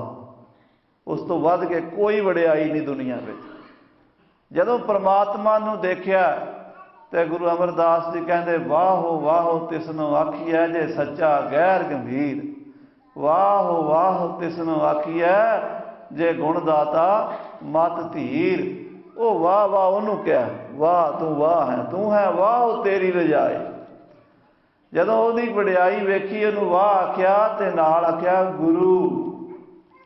गू कहते ने हनेरे नूं, रू कहते ने रोशनी नूं। जिहड़ा हनेरे नूं खा जावे ते प्रकाश कर देवे वो है गुरु। सतगुरु महाराज गुरु नानक साहब वाह हन, परमेश्वर वाह है जिहड़ा गुरु रूप होके आया सानू ज्ञान देण लई। वो परमात्मा का वाहिगुरू नाम गुरु नानक साहब ने मंत्र रूप दिता। वाहिगुरू गुरमंत्र है जप हौमै खोई। सब बंदे की हौमै ही नहीं रब के नेड़े लगन दिंदी। संगत भी बैठे होंने कथा का मज़ा नहीं आता, कीर्तन का मज़ा नहीं आता। कारण मैं जो सुनिया वो तो होर है, पर इत्थे गल कुछ होर चल रही है। वो मैं बंदे नूं नेड़े नहीं लगन दिंदी रब दे। हर जगह ते मैं आंदी है, कीर्तन करदियां भी आउंदी, कथा करदियां भी आ जांदी, सुणदियां भी आ जांदी। गुरु अगे अरदास करिए ओ मैं मिट जावे, तू ही है मैं है ही नहीं, वाहो वाहो वाहो वाहो करे जावे। वो जदों वाहिगुरू कहंदा सिख दी होमा मिट जांदी है। वाहिगुरू कहण दा ये लाभ है। कई लोग पुछदे आ जी वाहिगुरू वाहिगुरू करन दा की फायदा है? जपोगे पता लग जाएगा, मैं मिट जाएगी। आखो श्री वाहिगुरू वाहिगुरू वाहिगुरू। वाहिगुरू जी की फतेह। वो परमात्मा की फौज है खालसा, जेड़े जंग नूं जितेगा। जित दा सेहरा किहदे सिर ते जांदा? राजे दे, बादशाह दे, जेड़ा फौज दा मालक होवे। फौज जित के आउंदी है, पर सेहरा जित दा बादशाह नूं वजदा है। गुरु गोबिंद सिंह साहब भंगाणी दा जंग जित के आए। ਸਿੰਘਾਂ ने आख्या बधाई होवे महाराज, तुहाडी जित हो गई है। सतगुरु कहंदे भाई जीत मेरी जित हो गई है। कहंदे नहीं खालसा जी इदां ना आखो, आखो किरपा काल केरी। वो वाहिगुरू दी किरपा दी जित होई है, ਉਹਦੀ किरपा नाल होई है। तो जिहड़ी जित दा सेहरा लैके सिंह आउंदे ने, वो वाहिगुरू दे मत्थे ते बन्नदे है। शेरे पंजाब राजा रणजीत सिंह मुल्तान जित के आए। इतिहासक वाकया है। थोड़ा जिहा सूखम हंकार आ गया है, बड़ा बड़ा मोर्चा सी, फतेह हो गया। उसे वेले ख्याल आ गया, नाम बाणी नाल जुड़े सीगे, ये मैं हंकार कर रहा। गुरु ग्रंथ साहब के कमरे च चले गए। घर में महलों च प्रकाश सी लाहौर दे विच। श्री गुरु ग्रंथ साहब जी के कमरे जाके मूँह ते चपेड़ा मारन लग पाए अपने ही चेहरे से। ओए तू हंकार करता है, ये जित तां सतगुरु रामदास ने दवाई है। आखो सतनाम श्री। सिंह कदी भी नहीं कहता मैं जितया, वो कहता मेरा मालक जितया, मेरा गुरु जितया। हर मैदान फतेह वाहिगुरू दी है। वाहिगुरू जी की फतेह। ये मंगल है खालसे नूं दिता सतगुरां ने। जाप हुण महाराज बाणी लिखदे जाप, इस बाणी का नाम है। बार बार जपना, शब्द रिपीट करने। ये कई शब्द बार बार आ जाते हैं। साध संगत जी जदों परमात्मा का जाप किया जा रहा होवे तां उत्थे जिहड़ा बार बार जपण का दोष नहीं आउंदा, बार बार जपण का फायदा हुंदा। बार बार तू ही तू ही तू ही तू ही बारंबार बार प्रभ जपीਐ पी अमृत हो मन तन ढपीਐ। हुण महाराज जाप साहब रूपी बाणी आरंभ करते हैं। जिवें श्री गुरु ग्रंथ साहब जी का जप इत्थे आया जाप। जिवें गुरु ग्रंथ साहब के सब तो पहला बाणी जप है, दसम ग्रंथ साहब के सब तो पहला जाप बाणी है। हाँ जी। श्री मुखवाक पातशाही 10वीं। श्री गुरु गोबिंद सिंह साहब जी महाराज का सुभाएमान सुंदर मुखड़ा। श्री का अर्थ होंदा सुभाएमान, श्री का अर्थ होंदा श्रोमणी।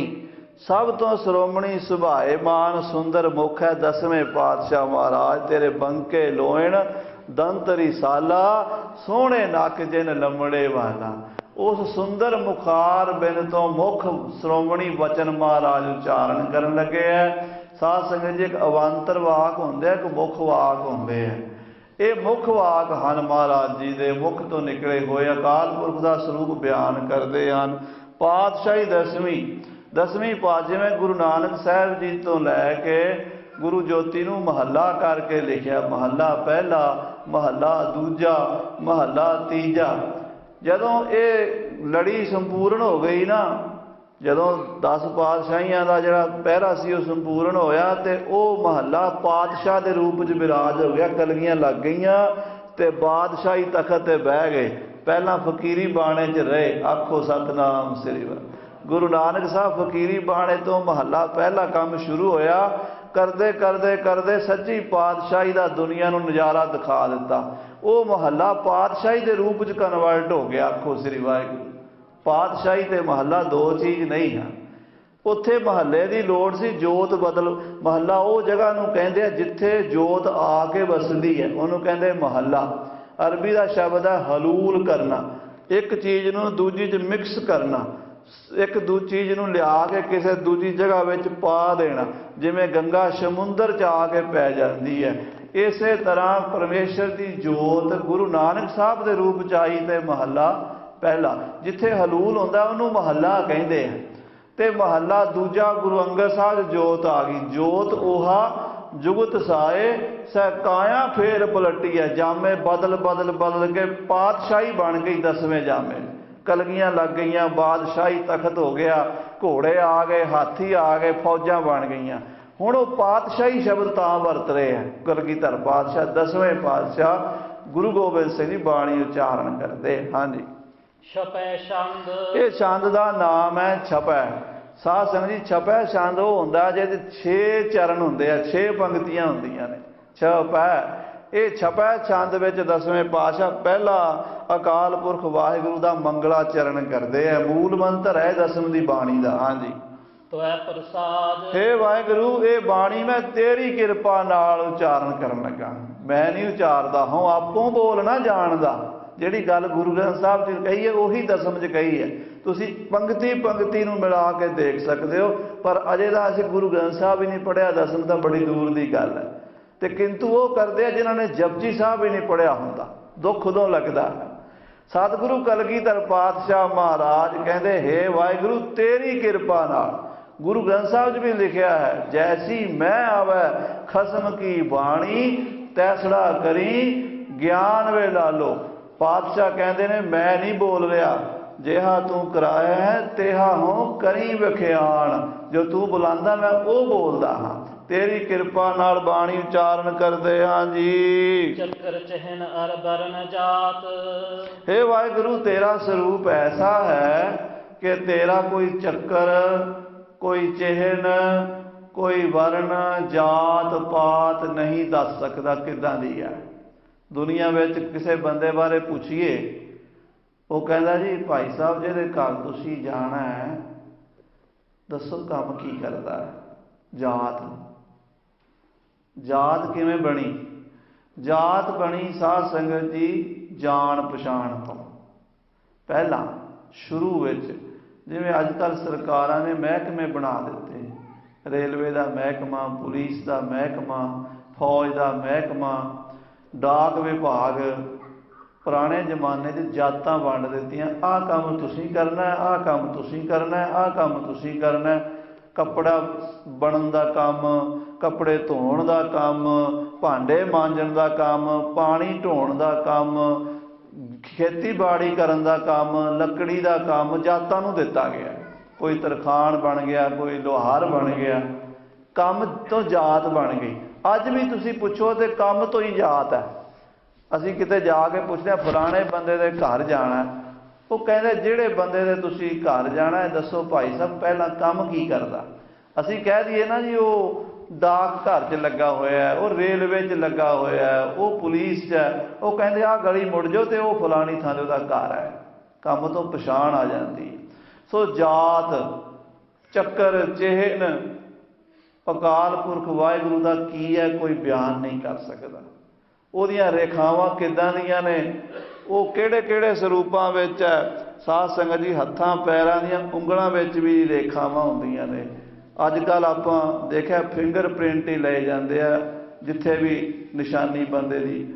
ਉਹ ਵੱਖਰੀ ਵੱਖਰੀ ਪਰਮੇਸ਼ਰ ਨੇ ਬਣਾਈ ਸਾਰਿਆਂ ਦੀ, ਪਰ ਪਰਮੇਸ਼ਰ ਦੇ ਫਿੰਗਰ ਪ੍ਰਿੰਟ ਕਿੱਦਾਂ ਦੇ ਆ ਉਹ ਕੋਈ ਨਹੀਂ ਜਾਣ ਸਕਦਾ। ਆਖੋ ਸਤਿਨਾਮ ਸ੍ਰੀ ਵਾਹਿਗੁਰੂ। ਉਹਦੇ ਕੋਈ ਅੰਗੂਠੇ ਨਹੀਂ ਲਵਾ ਸਕਦਾ, ਉਹਦੀਆਂ ਕੋਈ ਉਂਗਲਾਂ ਨਹੀਂ ਛਾਪ ਸਕਦਾ, ਉਹਦੇ ਕੋਈ ਅੱਖਾਂ ਦੇ ਵੀ ਨਮੂਨੇ ਨਹੀਂ ਲੈ ਸਕਦਾ। ਉਹਦਾ ਚੱਕਰ ਚਿਹਨ ਅਰ ਵਰਨ ਜਾਤ ਅਰ ਪਾਤ ਨਹਿਨ ਜੀ, ਕੋਈ ਨਹੀਂ ਕਹਿ ਸਕਦਾ ਕਿੱਦਾਂ ਦਾ। ਹਾਂਜੀ, ਅਰ ਪਾਤ ਨਹੀਂ ਜਹੇ। ਔਰ ਪਾਤ ਕਹਿੰਦੇ ਆ ਬਰਾਦਰੀ ਨੂੰ। ਕਿਹੜੀ ਬਰਾਦਰੀ, ਕਿਹੜੀ ਪੰਗਤ ਵਿੱਚ ਬਹਿੰਦਾ ਹੈ। ਪੁਰਾਣੇ ਜ਼ਮਾਨੇ ਜਾਤਾਂ ਤੋਂ ਅੱਗੇ ਪਾਤਾਂ ਹੁੰਦੀਆਂ ਸਨ। ਜਾਤ ਮੰਨ ਲਓ ਕਿਸੇ ਦੀ ਜੱਟ ਹੈ ਤੇ ਅੱਗੇ ਉਹਨਾਂ ਦੇ ਗੋਤ, ਉਹਨਾਂ ਦੀ ਪਾਤਾਂ ਹੁੰਦੀਆਂ ਸੀ। ਕਿਸੇ ਵੀ ਜਾਤ ਵਿੱਚ ਤੁਸੀਂ ਦੇਖ ਲਓ ਸੈਂਕੜੇ ਪਾਤਾਂ ਸਨ, ਬਰਾਦਰੀਆਂ ਸਨ। ਪਰਮੇਸ਼ਰ ਦੀ ਜਾਤ ਔਰ ਪਾਤ ਕੋਈ ਬਿਆਨ ਨਹੀਂ ਕਰ ਸਕਦਾ ਜੀ। ਰੂਪ ਰੰਗ ਅਰ ਰੇਖ ਭੇਖ। ਉਹਦਾ ਰੂਪ ਕਿੱਦਾਂ ਦਾ ਹੈ? ਉਹਦਾ ਰੰਗ ਕਾਲਾ ਹੈ, ਪੀਲਾ ਹੈ, ਨੀਲਾ ਹੈ, ਚਿੱਟਾ ਹੈ, ਗੋਰਾ ਹੈ, ਕਿੱਦਾਂ ਦਾ ਹੈ ਕੋਈ ਨਹੀਂ ਕਹਿ ਸਕਦਾ। ਔਰ ਉਹਦੇ ਹੱਥਾਂ ਦੀਆਂ ਰੇਖਾਵਾਂ ਕਿੱਦਾਂ ਦੀਆਂ ਨੇ, ਉਹਨੇ ਭੇਸ ਕਿੱਦਾਂ ਦਾ, ਲਿਬਾਸ ਕਿੱਦਾਂ ਦਾ ਪਾਈ ਫਿਰਦਾ ਪਰਮੇਸ਼ਰ। ਪੈਂਟ ਸ਼ਰਟ ਪਾਈ ਹੈ ਕਿ ਚੋਲਾ ਪਾਇਆ ਕਿ ਧੋਤੀ ਬੰਨੀ ਹੈ, ਕਿ ਹਿੰਦੂਆਂ ਵਾਲੇ ਕੱਪੜੇ ਪਾਉਂਦਾ ਕਿ ਮੁਸਲਮਾਨਾਂ ਵਾਲੇ ਪਾਉਂਦਾ, ਕਿ ਸਿੱਖਾਂ ਵਾਲੇ ਪਾਉਂਦਾ ਕਿ ਈਸਾਈਆਂ ਵਾਲੇ ਪਾਉਂਦਾ। ਮਹਾਰਾਜ ਸਾਹਿਬ ਜੀ ਕਹਿੰਦੇ ਉਹਦਾ ਭੇਸ, ਉਹਦਾ ਲਿਬਾਸ, ਬਾਹਰੀ ਰੂਪ ਵੀ ਕੋਈ ਕਸਰ ਨਹੀਂ ਕਰ ਸਕਦਾ ਜੀ। ਉਹ ਕਹਿ ਨਾ ਸਕਤ ਕਹੇ, ਉਹ ਕੋਈ ਕਹਿ ਨਹੀਂ ਸਕਦਾ। ਕਿਸੇ ਤਰ੍ਹਾਂ ਦੇ ਕਿਸੇ 'ਚ ਸ਼ਕਤੀ ਨਹੀਂ ਹੈ ਕਿ ਕੋਈ ਮਹਾਰਾਜ ਪਰਮੇਸ਼ਰ ਅਕਾਲ ਪੁਰਖ ਜੀ ਦੇ ਸਰੂਪ ਦਾ ਬਿਆਨ ਕਰ ਸਕੇ। ਅਚਲ ਮੂਰਤ ਅਨਭਉ ਪ੍ਰਕਾਸ਼, ਮਹਾਰਾਜ ਦੀ ਜਿਹੜੀ ਮੂਰਤ ਹੈ ਅਕਾਲ ਮੂਰਤ ਹੈ। ਸਾਧ ਸੰਗਤ ਜੀ ਮੂਲ ਮੰਤਰ 'ਚ ਵੀ ਸ਼ਬਦ ਆਇਆ ਅਕਾਲ ਮੂਰਤ, ਤੇ ਜਾਪ ਸਾਹਿਬ ਅਚਲ ਮੂਰਤ।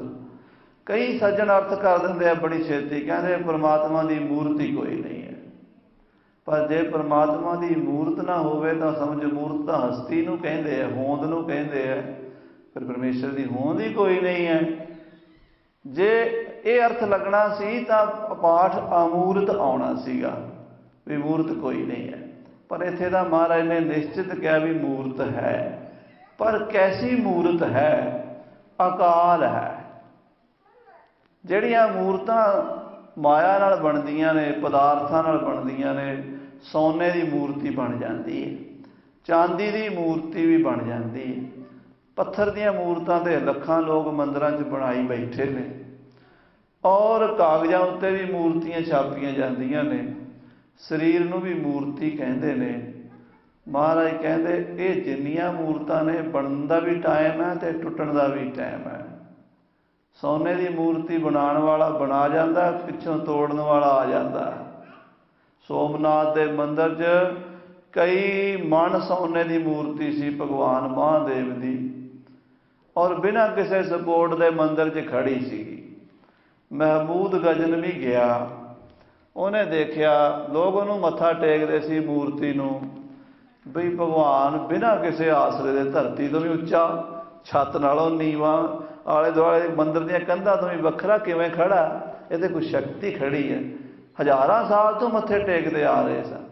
ਮਹਿਮੂਦ ਗਜ਼ਨਵੀ ਬੜਾ ਚਲਾਕ ਸੀ, ਕਹਿਣ ਲੱਗਾ ਇਹਦੀ ਨਾ ਤੁਸੀਂ ਆਹ ਕੰਧ ਢਾਓ। ਮੰਦਿਰ ਦੀ ਕੰਧ ਜਦੋਂ ਇੱਧਰੋਂ ਢਾਈ, ਉਹ ਮੂਰਤੀ ਇੱਧਰ ਨੂੰ ਨਾਲ ਦੂਜੇ ਪਾਸੇ ਖਿੱਚੀ ਗਈ। ਉਹਨੇ ਉੱਧਰੋਂ ਜਦੋਂ ਛੱਤ ਢਾਈ ਤੇ ਉਹ ਥੱਲੇ ਨੂੰ ਖਿੱਚੀ ਗਈ। ਜਦੋਂ ਇੱਧਰ ਤੋਂ ਕੰਧ ਢਾਈ, ਉਹ ਬਿਲਕੁਲ ਜ਼ਮੀਨ ਨਾਲ ਲੱਗ ਗਈ। ਉਹਨੇ ਥੱਲਿਓਂ ਪੁੱਟਿਆ ਤੇ ਅਸਲ ਗੱਲ ਕੀ ਸੀ ਵੀ ਚਾਰੇ ਪਾਸੇ ਕੰਧਾਂ ਦੇ ਵਿੱਚ ਚੁੰਬਕ ਲਾਇਆ ਹੋਇਆ ਸੀ, ਮੈਗਨੇਟ ਲਾਇਆ ਹੋਇਆ ਸੀ, ਉਹਦੇ ਨਾਲ ਉਹ ਚਾਰੇ ਪਾਸਿਓਂ ਖਿੱਚੀ ਹੋਈ ਸੀ, ਤੇ ਉਹ ਹਜ਼ਾਰਾਂ ਮਣ ਮੂਰਤੀ ਸੋਨਾ ਲੈ ਕੇ ਚਲਾ ਗਿਆ। ਮੂਰਤੀਆਂ ਜਿੰਨੀਆਂ ਵੀ ਨੇ ਉਹ ਟੁੱਟ ਜਾਂਦੀਆਂ ਨੇ, ਭਾਵੇਂ ਉਹ ਪੱਥਰ ਦੀਆਂ, ਭਾਵੇਂ ਸੋਨੇ ਦੀਆਂ, ਭਾਵੇਂ ਲੋਹੇ ਦੀਆਂ, ਤਾਂਬੇ ਦੀਆਂ, ਤੇ ਭਾਵੇਂ ਮਾਸ ਦੀਆਂ। ਸਾਡੀਆਂ ਮੂਰਤਾਂ ਖਤਮ ਹੋ ਜਾਣਗੀਆਂ। ਉਹ ਮੂਰਤੀ ਪਰਮੇਸ਼ਰ ਦੀ ਅਚਲ ਹੈ, ਉਹਨੂੰ ਨਾ ਕੋਈ ਤੋੜ ਸਕਦਾ, ਨਾ ਢਾ ਸਕਦਾ, ਨਾ ਲੁੱਟ ਸਕਦਾ, ਨਾ ਉਹ ਬਰਬਾਦ ਹੁੰਦੀ। ਐਸੀ ਅਚਲ ਮੂਰਤ। ਹਾਂਜੀ, ਅਮਿਤੋਜ ਕਹੀਜੈ। ਫਿਰ ਪੰਡਿਤ ਕਾਸ਼ੀ ਰਾਮ ਕਹਿਣ ਲੱਗਾ ਮਹਾਰਾਜ ਇਹਦਾ ਮਤਲਬ ਫਿਰ ਪਰਮੇਸ਼ਰ ਕਿਸੇ ਨੂੰ ਨਹੀਂ ਮਿਲਦਾ? ਮਹਾਰਾਜ ਕਹਿੰਦੇ ਨਹੀਂ ਪੰਡਿਤ ਜੀ, ਅਨੁਭਵ ਪ੍ਰਕਾਸ਼, ਫੀਲ ਕਰਨ ਦੀ ਅੰਦਰ ਪਰਮਾਤਮਾ ਨੇ ਸ਼ਕਤੀ ਪਾਈ। ਅੰਦਰ ਆਪਣੇ ਆਪ ਮਹਿਸੂਸ ਕਰੋ। ਜਿਵੇਂ ਹਵਾ ਕਿਸੇ ਨੂੰ ਦਿਸਦੀ ਨਹੀਂ, ਚਮੜੀ ਨਾਲ ਛੂਹ ਕੇ ਪਤਾ ਲੱਗਦਾ ਵੀ ਹਵਾ ਆ ਰਹੀ ਹੈ। ਜੇ ਕੋਈ ਆਖੇ ਮੈਨੂੰ ਹਵਾ ਦਿਖਾਓ, ਕਈ ਕਹਿੰਦੇ ਰੱਬ ਦਿਖਾਓ। ਮਹਾਤਮਾ ਰਵਿੰਦਰ ਨਾਥ ਟੈਗੋਰ ਨੂੰ ਇੱਕ ਬੰਦਾ ਪੁੱਛਦਾ ਹੈ, ਮਹਾਰਾਜ ਤੁਸੀਂ ਪਰਮਾਤਮਾ 'ਚ ਬੜਾ ਵਿਸ਼ਵਾਸ ਰੱਖਦੇ ਹੋ, ਜੇ ਤੁਹਾਨੂੰ ਕੋਈ ਨਾਸਤਿਕ ਬੰਦਾ ਕਹੇ ਰੱਬ ਦੇ ਦਰਸ਼ਨ ਕਰਾਓ, ਕਿਵੇਂ ਕਰਾਓਗੇ? ਰਵਿੰਦਰ ਨਾਥ ਬੜੇ ਵਿਦਵਾਨ ਸਨ, ਕਹਿਣ ਲੱਗੇ ਜੇ ਕੋਈ ਅੰਨਾ ਆਖੇ ਰੋਸ਼ਨੀ ਦਾ ਰੰਗ ਦੱਸੋ ਕਿਹੋ ਜਿਹਾ, ਹੁਣ ਅੰਨੇ ਨੂੰ ਕੀ ਦਸੀਏ? ਜੇ ਆਖਾਂਗੇ ਚਿੱਟਾ, ਉਹਨੇ ਆਖਣਾ ਚਿੱਟਾ ਕੀ ਬੁਲਾ ਹੁੰਦੀ ਹੈ। ਜੇ ਆਖਾਂਗੇ ਪੀਲਾ ਰੰਗ, ਉਹਨੇ ਪੀਲਾ ਕੀ ਹੁੰਦਾ ਹੈ, ਨੀਲਾ ਕੀ ਹੁੰਦਾ ਹੈ, ਉਹਨੂੰ ਪਤਾ ਹੀ ਨਹੀਂ, ਉਹਦੇ ਕੋਲ ਅੱਖਾਂ ਹੀ ਨਹੀਂ। ਨਾਸਤਿਕ ਬੰਦਿਆਂ ਕੋਲ ਸ਼ਰਧਾ ਰੂਪੀ ਅੱਖਾਂ ਨਹੀਂ ਹੁੰਦੀਆਂ, ਇਸ ਕਰਕੇ ਉਹਨਾਂ ਨੂੰ ਅਨੁਭਵ ਨਹੀਂ ਹੁੰਦਾ। ਪਰ ਜਿਨ੍ਹਾਂ ਦੇ ਕੋਲ ਅਨੁਭਵ ਹੁੰਦਾ ਹੈ, ਸ਼ਰਧਾ ਭਗਤੀ ਹੁੰਦੀ ਹੈ, ਉਹਨਾਂ ਨੂੰ ਪ੍ਰਕਾਸ਼ ਹੋ ਜਾਂਦਾ ਹੈ। ਆਖੋ ਸਤਿਨਾਮ ਸ੍ਰੀ ਵਾਹਿਗੁਰੂ। ਅਨੁਭਵ ਪ੍ਰਕਾਸ਼, ਪਰਮਾਤਮਾ ਫੀਲ ਕਰਨ ਦਾ, ਮਹਿਸੂਸ ਕਰਨ ਦਾ ਵਿਸ਼ਾ ਹੈ। ਅਮਿਤੋਜ ਕਹੀਜੈ ਅਮਿਤ ਓਜ। ਪਰਮਾਤਮਾ ਦਾ ਜੋ ਓਜ ਕਹੀਏ ਬਲ ਹੈ, ਉਹ ਤੋਲਿਆ ਨਹੀਂ ਜਾਂਦਾ, ਮਿਲਿਆ ਨਹੀਂ ਜਾਂਦਾ। ਜੇ ਕੋਈ ਕਵੇ ਵੀ ਪਰਮਾਤਮਾ ਦੀ ਤਾਕਤ 100 ਹਾਥੀਆਂ ਜਿੰਨੀ ਹੈ ਤਾਂ ਵੀ ਝੂਠ, 1000 ਹਾਥੀਆਂ ਜਿੰਨੀ ਹੈ ਤਾਂ ਵੀ ਝੂਠ, ਕਿਉਂਕਿ ਪਰਮਾਤਮਾ ਦੀ ਤਾਕਤ ਨੂੰ ਅੱਜ ਤਾਈਂ ਕੋਈ ਨਹੀਂ ਤੋਲ ਸਕਿਆ। ਅਮਿਤ ਓਜ ਹੈ, ਬੇਅੰਤ ਸ਼ਕਤੀਆਂ ਦਾ ਮਾਲਕ ਹੈ, ਐਸਾ ਕਿਹਾ ਜਾਂਦਾ ਹੈ। ਮਹਾਰਾਜ ਜੀ ਕਥਨ ਕਰਦੇ ਨੇ, ਕੋਟ ਇੰਦਰ ਇੰਦਰਾਣ। ਕਰੋੜਾਂ ਇੰਦਰ ਤੇ ਕਰੋੜਾਂ ਹੀ ਇੰਦਰਾਣੀਆਂ, ਜਿਹੜੀਆਂ ਇੰਦਰ ਦੀਆਂ ਘਰ ਵਾਲੀਆਂ। ਇੱਥੇ ਇੱਕ ਇੰਦਰ ਦੀ ਗੱਲ ਕਰਦੇ, ਮਹਾਰਾਜ ਕਹਿੰਦੇ ਕਰੋੜਾਂ ਇੰਦਰ ਪਰਮਾਤਮਾ ਦੇ ਘਰ ਵਿੱਚ ਉਹਦਾ ਮੰਗਲ ਗਾ ਰਹੇ ਨੇ। ਗਾਵਣ ਤੁਧਨੋਂ ਇੰਦਰ ਇੰਦਰਾਸਣ ਬੈਠੇ, ਦੇਵਤਿਆਂ ਦਰ ਨਾਲੇ। ਗਾਵਣ ਤੁਧਨੋਂ ਸਿੱਧ ਸਮਾਧੀ ਅੰਦਰ, ਗਾਵਣ ਤੁਧਨੋਂ ਸਾਧ ਵਿਚਾਰੇ। ਉਹਦਾ ਜਸ ਗਾ ਰਹੇ ਨੇ। ਕੋਟ ਇੰਦਰ ਤੇ ਕੋਟ ਇੰਦਰਾਣੀਆਂ ਉਹਦਾ ਜਸ ਗਾਉਂਦੀਆਂ ਹਨ। ਸਾਹੇ ਸਾਹਾਨ ਗਨੀਜੈ। ਉਹ ਪਰਮੇਸ਼ਰ ਸ਼ਾਹਾਂ ਦਾ ਸ਼ਾਹ ਹੈ। ਕਈ ਇਹਦਾ ਪਾਠ ਸ਼ਾਹੋ ਸ਼ਹਾਨ ਕਰਨ ਲੱਗ ਪਏ, ਪਰ ਫਾਰਸੀ ਦੇ ਗ੍ਰਾਮਰ ਦੇ ਮੁਤਾਬਕ ਇਹ ਸ਼ਬਦ ਸਾਹੇ ਸਹਾਨ ਹੀ ਸ਼ੁੱਧ ਹੈ, ਕਿਉਂਕਿ ਇਹ ਫਾਰਸੀ ਦੇ ਵਿੱਚ ਇੱਕ ਇਜ਼ਾਫਤ ਹੁੰਦੀ ਹੈ ਜਿਸ ਨੂੰ ਆਪਾਂ ਪੰਜਾਬੀ 'ਚ ਸਿਹਾਰੀ ਕਹਿੰਦੇ ਆ। ਉਹ ਜ਼ੇਰ ਛੋਟੀ ਥੱਲੇ ਲੱਗੀ ਹੁੰਦੀ ਹੈ, ਜ਼ੇਰ ਕਹਿੰਦੇ ਉਹਨੂੰ। ਅਤੇ ਉਹਦੇ ਨਾਲ ਕੀ ਹੁੰਦਾ ਹੈ, ਜਿਵੇਂ ਆਪਾਂ ਇੱਕ ਸ਼ਬਦ ਸੁਣਿਆ ਨਾ, ਸ਼ੇਰੇ ਪੰਜਾਬ। ਤੁਸੀਂ ਕਈ ਵਾਰੀ ਮਹਾਰਾਜਾ ਰਣਜੀਤ ਸਿੰਘ ਨੂੰ ਕਹਿੰਦੇ ਹੋ, ਸੁਣਦੇ ਹੋ, ਸ਼ੇਰੇ ਪੰਜਾਬ। ਇੱਦਾਂ ਹੀ ਇੱਕ ਸ਼ਬਦ ਹੈ ਖੁਰਸ਼ੀਦੇ ਜਹਾਂ। ਸ਼ੇਰ ਏ ਪੰਜਾਬ, ਸ਼ੇਰੇ ਨਹੀਂ, ਉੱਪਰ ਲਾਵਾਂ ਨਹੀਂ ਲੱਗਦੀ। ਸ਼ੇਰ ਲਿਖ ਕੇ ਈੜੀ ਨੂੰ ਸਿਹਾਰੀ ਲੱਗਦੀ ਹੈ ਪੰਜਾਬ। ਉਹ ਜਿਹੜੀ ਈੜੀ ਨੂੰ ਸਿਹਾਰੀ ਲੱਗਦੀ ਹੈ ਜਾਂ ਫਾਰਸੀ 'ਚ ਜ਼ੇਰ ਲੱਗਦੀ ਹੈ, ਉਹਦਾ ਅਰਥ ਹੁੰਦਾ ਦਾ, ਦੀ, ਦੇ, ਕਾ, ਕੀ, ਕੇ ਸੰਬੰਧਕੀ ਸ਼ਬਦ ਹੁੰਦਾ ਹੈ। ਉਹਦੇ ਅਰਥ ਕਰਨ ਲਈ ਅਗਲੇ ਪਾਸਿਓਂ ਪਿਛਾਂ ਨੂੰ ਜੋ ਹੈ ਉਰਦੂ ਹੈ ਉਲਟਾ ਚੱਲਦਾ, ਤੁਹਾਨੂੰ ਪਤਾ। ਜਹਾਂ ਦਾ ਸੂਰਜ, ਖੁਰਸ਼ੀਦੇ ਜਹਾਂ। ਭਾਈ ਨੰਦ ਲਾਲ ਜੀ ਨੇ ਆਪਣੀ ਬਾਣੀ 'ਚ ਵਰਤਿਆ ਖੁਰਸ਼ੀਦੇ ਜਹਾਂ। ਜਹਾਨ ਦਾ ਸੂਰਜ, ਖੁਰਸ਼ੀਦ ਮੈਨੇ ਸੂਰਜ, ਇਹ ਮੈਨੇ ਦਾ, ਜਹਾਂ ਮੈਨੇ ਜਹਾਨ। ਪਰ ਇੱਦਾਂ ਚੱਲਣਾ, ਜਹਾਨ ਦਾ ਸੂਰਜ। ਸ਼ੇਰੇ ਪੰਜਾਬ, ਸ਼ੇਰ ਏ ਪੰਜਾਬ। ਅਰਥ ਕਰਨ ਲੱਗਿਆ ਪੰਜਾਬ ਦਾ ਸ਼ੇਰ, ਇਹਦਾ ਬਣੇਗਾ। ਸ਼ਾਹੇ ਸ਼ਾਹਾਨ, ਸ਼ਾਹਾਂ ਦਾ ਸ਼ਾਹ। ਉਹ ਪਰਮਾਤਮਾ ਬਾਦਸ਼ਾਹਾਂ ਦਾ ਬਾਦਸ਼ਾਹ ਹੈ। ਰਾਜਨ ਕੇ ਰਾਜਾ, ਮਹਾਰਾਜਨ ਕੇ ਮਹਾਰਾਜਾ। ਐਸੋ ਰਾਜ ਛੋੜ ਔਰ ਦੂਜਾ ਕੌਣ ਧਿਆਈ ਹੈ। ਤੁਮ ਹੋ ਸਭ ਰਾਜਨ ਕੇ ਰਾਜਾ, ਆਪੇ ਆਪ ਗਰੀਬ ਨਿਵਾਜਾ। ਸ਼ਾਹੇ ਸ਼ਹਾਨ ਗਣਿਜਾ ਕਿਹਾ ਜਾਂਦਾ, ਪਰਮੇਸ਼ਰ ਗਿਣਿਆ ਜਾਂਦਾ ਹੈ ਜੀ। ਤ੍ਰੈ ਭਵਨ ਮਹੀਪ ਸੁਰ ਨਰ ਅਸੁਰ। ਉਹ ਅਕਾਲ ਪੁਰਖ ਨੂੰ ਤਿੰਨਾਂ ਭਵਨਾਂ ਦੇ ਰਾਜੇ ਮਹਾਰਾਜੇ ਨਮਸਕਾਰ ਕਰਦੇ, ਕਿਉਂਕਿ ਉਹ ਤਿੰਨਾਂ ਭਵਨਾਂ ਦਾ ਆਪ ਮਹੀਪ ਰਾਜਾ ਹੈ। ਮਹੀ ਸ਼ਬਦ ਧਰਤੀ ਵਾਸਤੇ ਹੈ, ਪ ਨਾਮ ਪਤੀ ਦਾ ਹੈ, ਜਿਹੜਾ ਧਰਤੀ ਦਾ ਪਤੀ। ਕੌਣ ਹੁੰਦਾ ਧਰਤੀ ਦਾ ਪਤੀ? ਰਾਜਾ। ਉਹ ਧਰਤੀ ਦੇ ਜਿੰਨੇ ਰਾਜੇ ਨੇ ਉਹਨਾਂ ਸਾਰਿਆਂ ਦਾ ਵੱਡਾ ਰਾਜਾ ਪਰਮੇਸ਼ਰ ਹੈ, ਤਿੰਨਾਂ ਭਵਨਾਂ ਦਾ ਰਾਜਾ ਹੈ। ਔਰ ਸੁਰ ਨਰ ਅਸੁਰ, ਦੇਵਤੇ ਮਨੁੱਖ ਤੇ ਰਾਖਸ਼ ਸਾਰੇ ਉਹਦੇ ਅੱਗੇ ਨਮਸਕਾਰਾਂ ਕਰਦੇ ਆ, ਉਹਦੇ ਅੱਗੇ ਸਾਰਿਆਂ ਦਾ ਸਿਰ ਝੁਕਦਾ ਹੈ ਜੀ। ਨੇਤ ਨੇਤ ਬੰਤਰਨ ਕਹਤ। ਸਾਰਾ ਸੰਸਾਰ ਨਾ ਇਤੀ ਨਾ ਇਤੀ ਨਾ ਇਤੀ ਕਹਿੰਦਾ ਹੈ। ਸੰਸਕ੍ਰਿਤ ਦਾ ਇਹ ਸੂਤਰ ਨਾ ਇਤੀ। ਨਾ ਇਤੀ ਦਾ ਮਤਲਬ ਸੰਸਕ੍ਰਿਤ ਦੇ ਵਿੱਚ ਕੋਈ ਗ੍ਰੰਥ ਸਮਾਪਤ ਹੋਵੇ ਉਹਦੇ ਬਾਅਦ ਇਤੀ ਲਿਖਿਆ ਹੁੰਦਾ ਹੈ, ਬਸ ਇੱਥੇ। ਇਤੀ ਦਾ ਮਤਲਬ ਇੱਥੇ ਹੀ, ਬਸ ਖਤਮ, ਸਮਾਪਤ ਹੋ ਗਿਆ।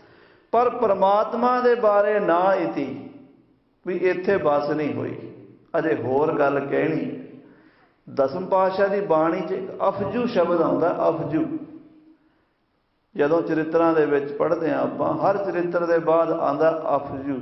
ਅਫਜੂ ਦਾ ਮਤਲਬ ਹੈ ਵੀ ਅੱਗੇ ਕਥਾ ਚੱਲਦੀ ਹੈ, ਅਜੇ ਸਮਾਪਤ ਨਹੀਂ ਹੋ ਗਈ, ਅਜੇ ਹੋਰ ਸੁਣੋ, ਕੱਲ੍ਹ ਨੂੰ ਕੰਟੀਨਿਊ ਚੱਲਣੀ ਹੈ, ਫਿਰ ਸੁਣਿਆ ਜੀ, ਪਰਸੋਂ ਫਿਰ ਚੱਲੇ। ਅਫਜੂ ਦਾ ਮਤਲਬ ਲਗਾਤਾਰ, ਰੈਗੂਲਰ ਚੱਲੀ ਜਾ ਰਹੀ। ਜਦੋਂ ਦੀ ਸ੍ਰਿਸ਼ਟੀ ਬਣੀ ਹੈ ਦੇਵਤੇ ਮਨੁੱਖ ਕਹਿੰਦੇ ਆ ਰਹੇ ਨੇ ਕਿ ਅਜੇ ਭੋਗ ਨਹੀਂ ਪਿਆ, ਅਜੇ ਤੇ ਕਥਾ ਹੋਰ ਹੈ। ਰਿਸ਼ੀ ਮੁਨੀ ਵੀ ਕਹਿੰਦੇ ਆ ਰਹੇ ਨੇ, ਸੰਤ ਮਹਾਤਮਾ ਕਹਿੰਦੇ ਆ ਰਹੇ ਨੇ। ਧੰਨ ਗੁਰੂ ਨਾਨਕ ਸਾਹਿਬ ਨੇ ਵੀ ਕਿਹਾ, ਬੇਅੰਤਾ ਬੇਅੰਤ ਗੁਣ ਤੇਰੇ, ਮੈਂ ਕੇਤਕ ਗਾਵਾਂ ਰਾਮ।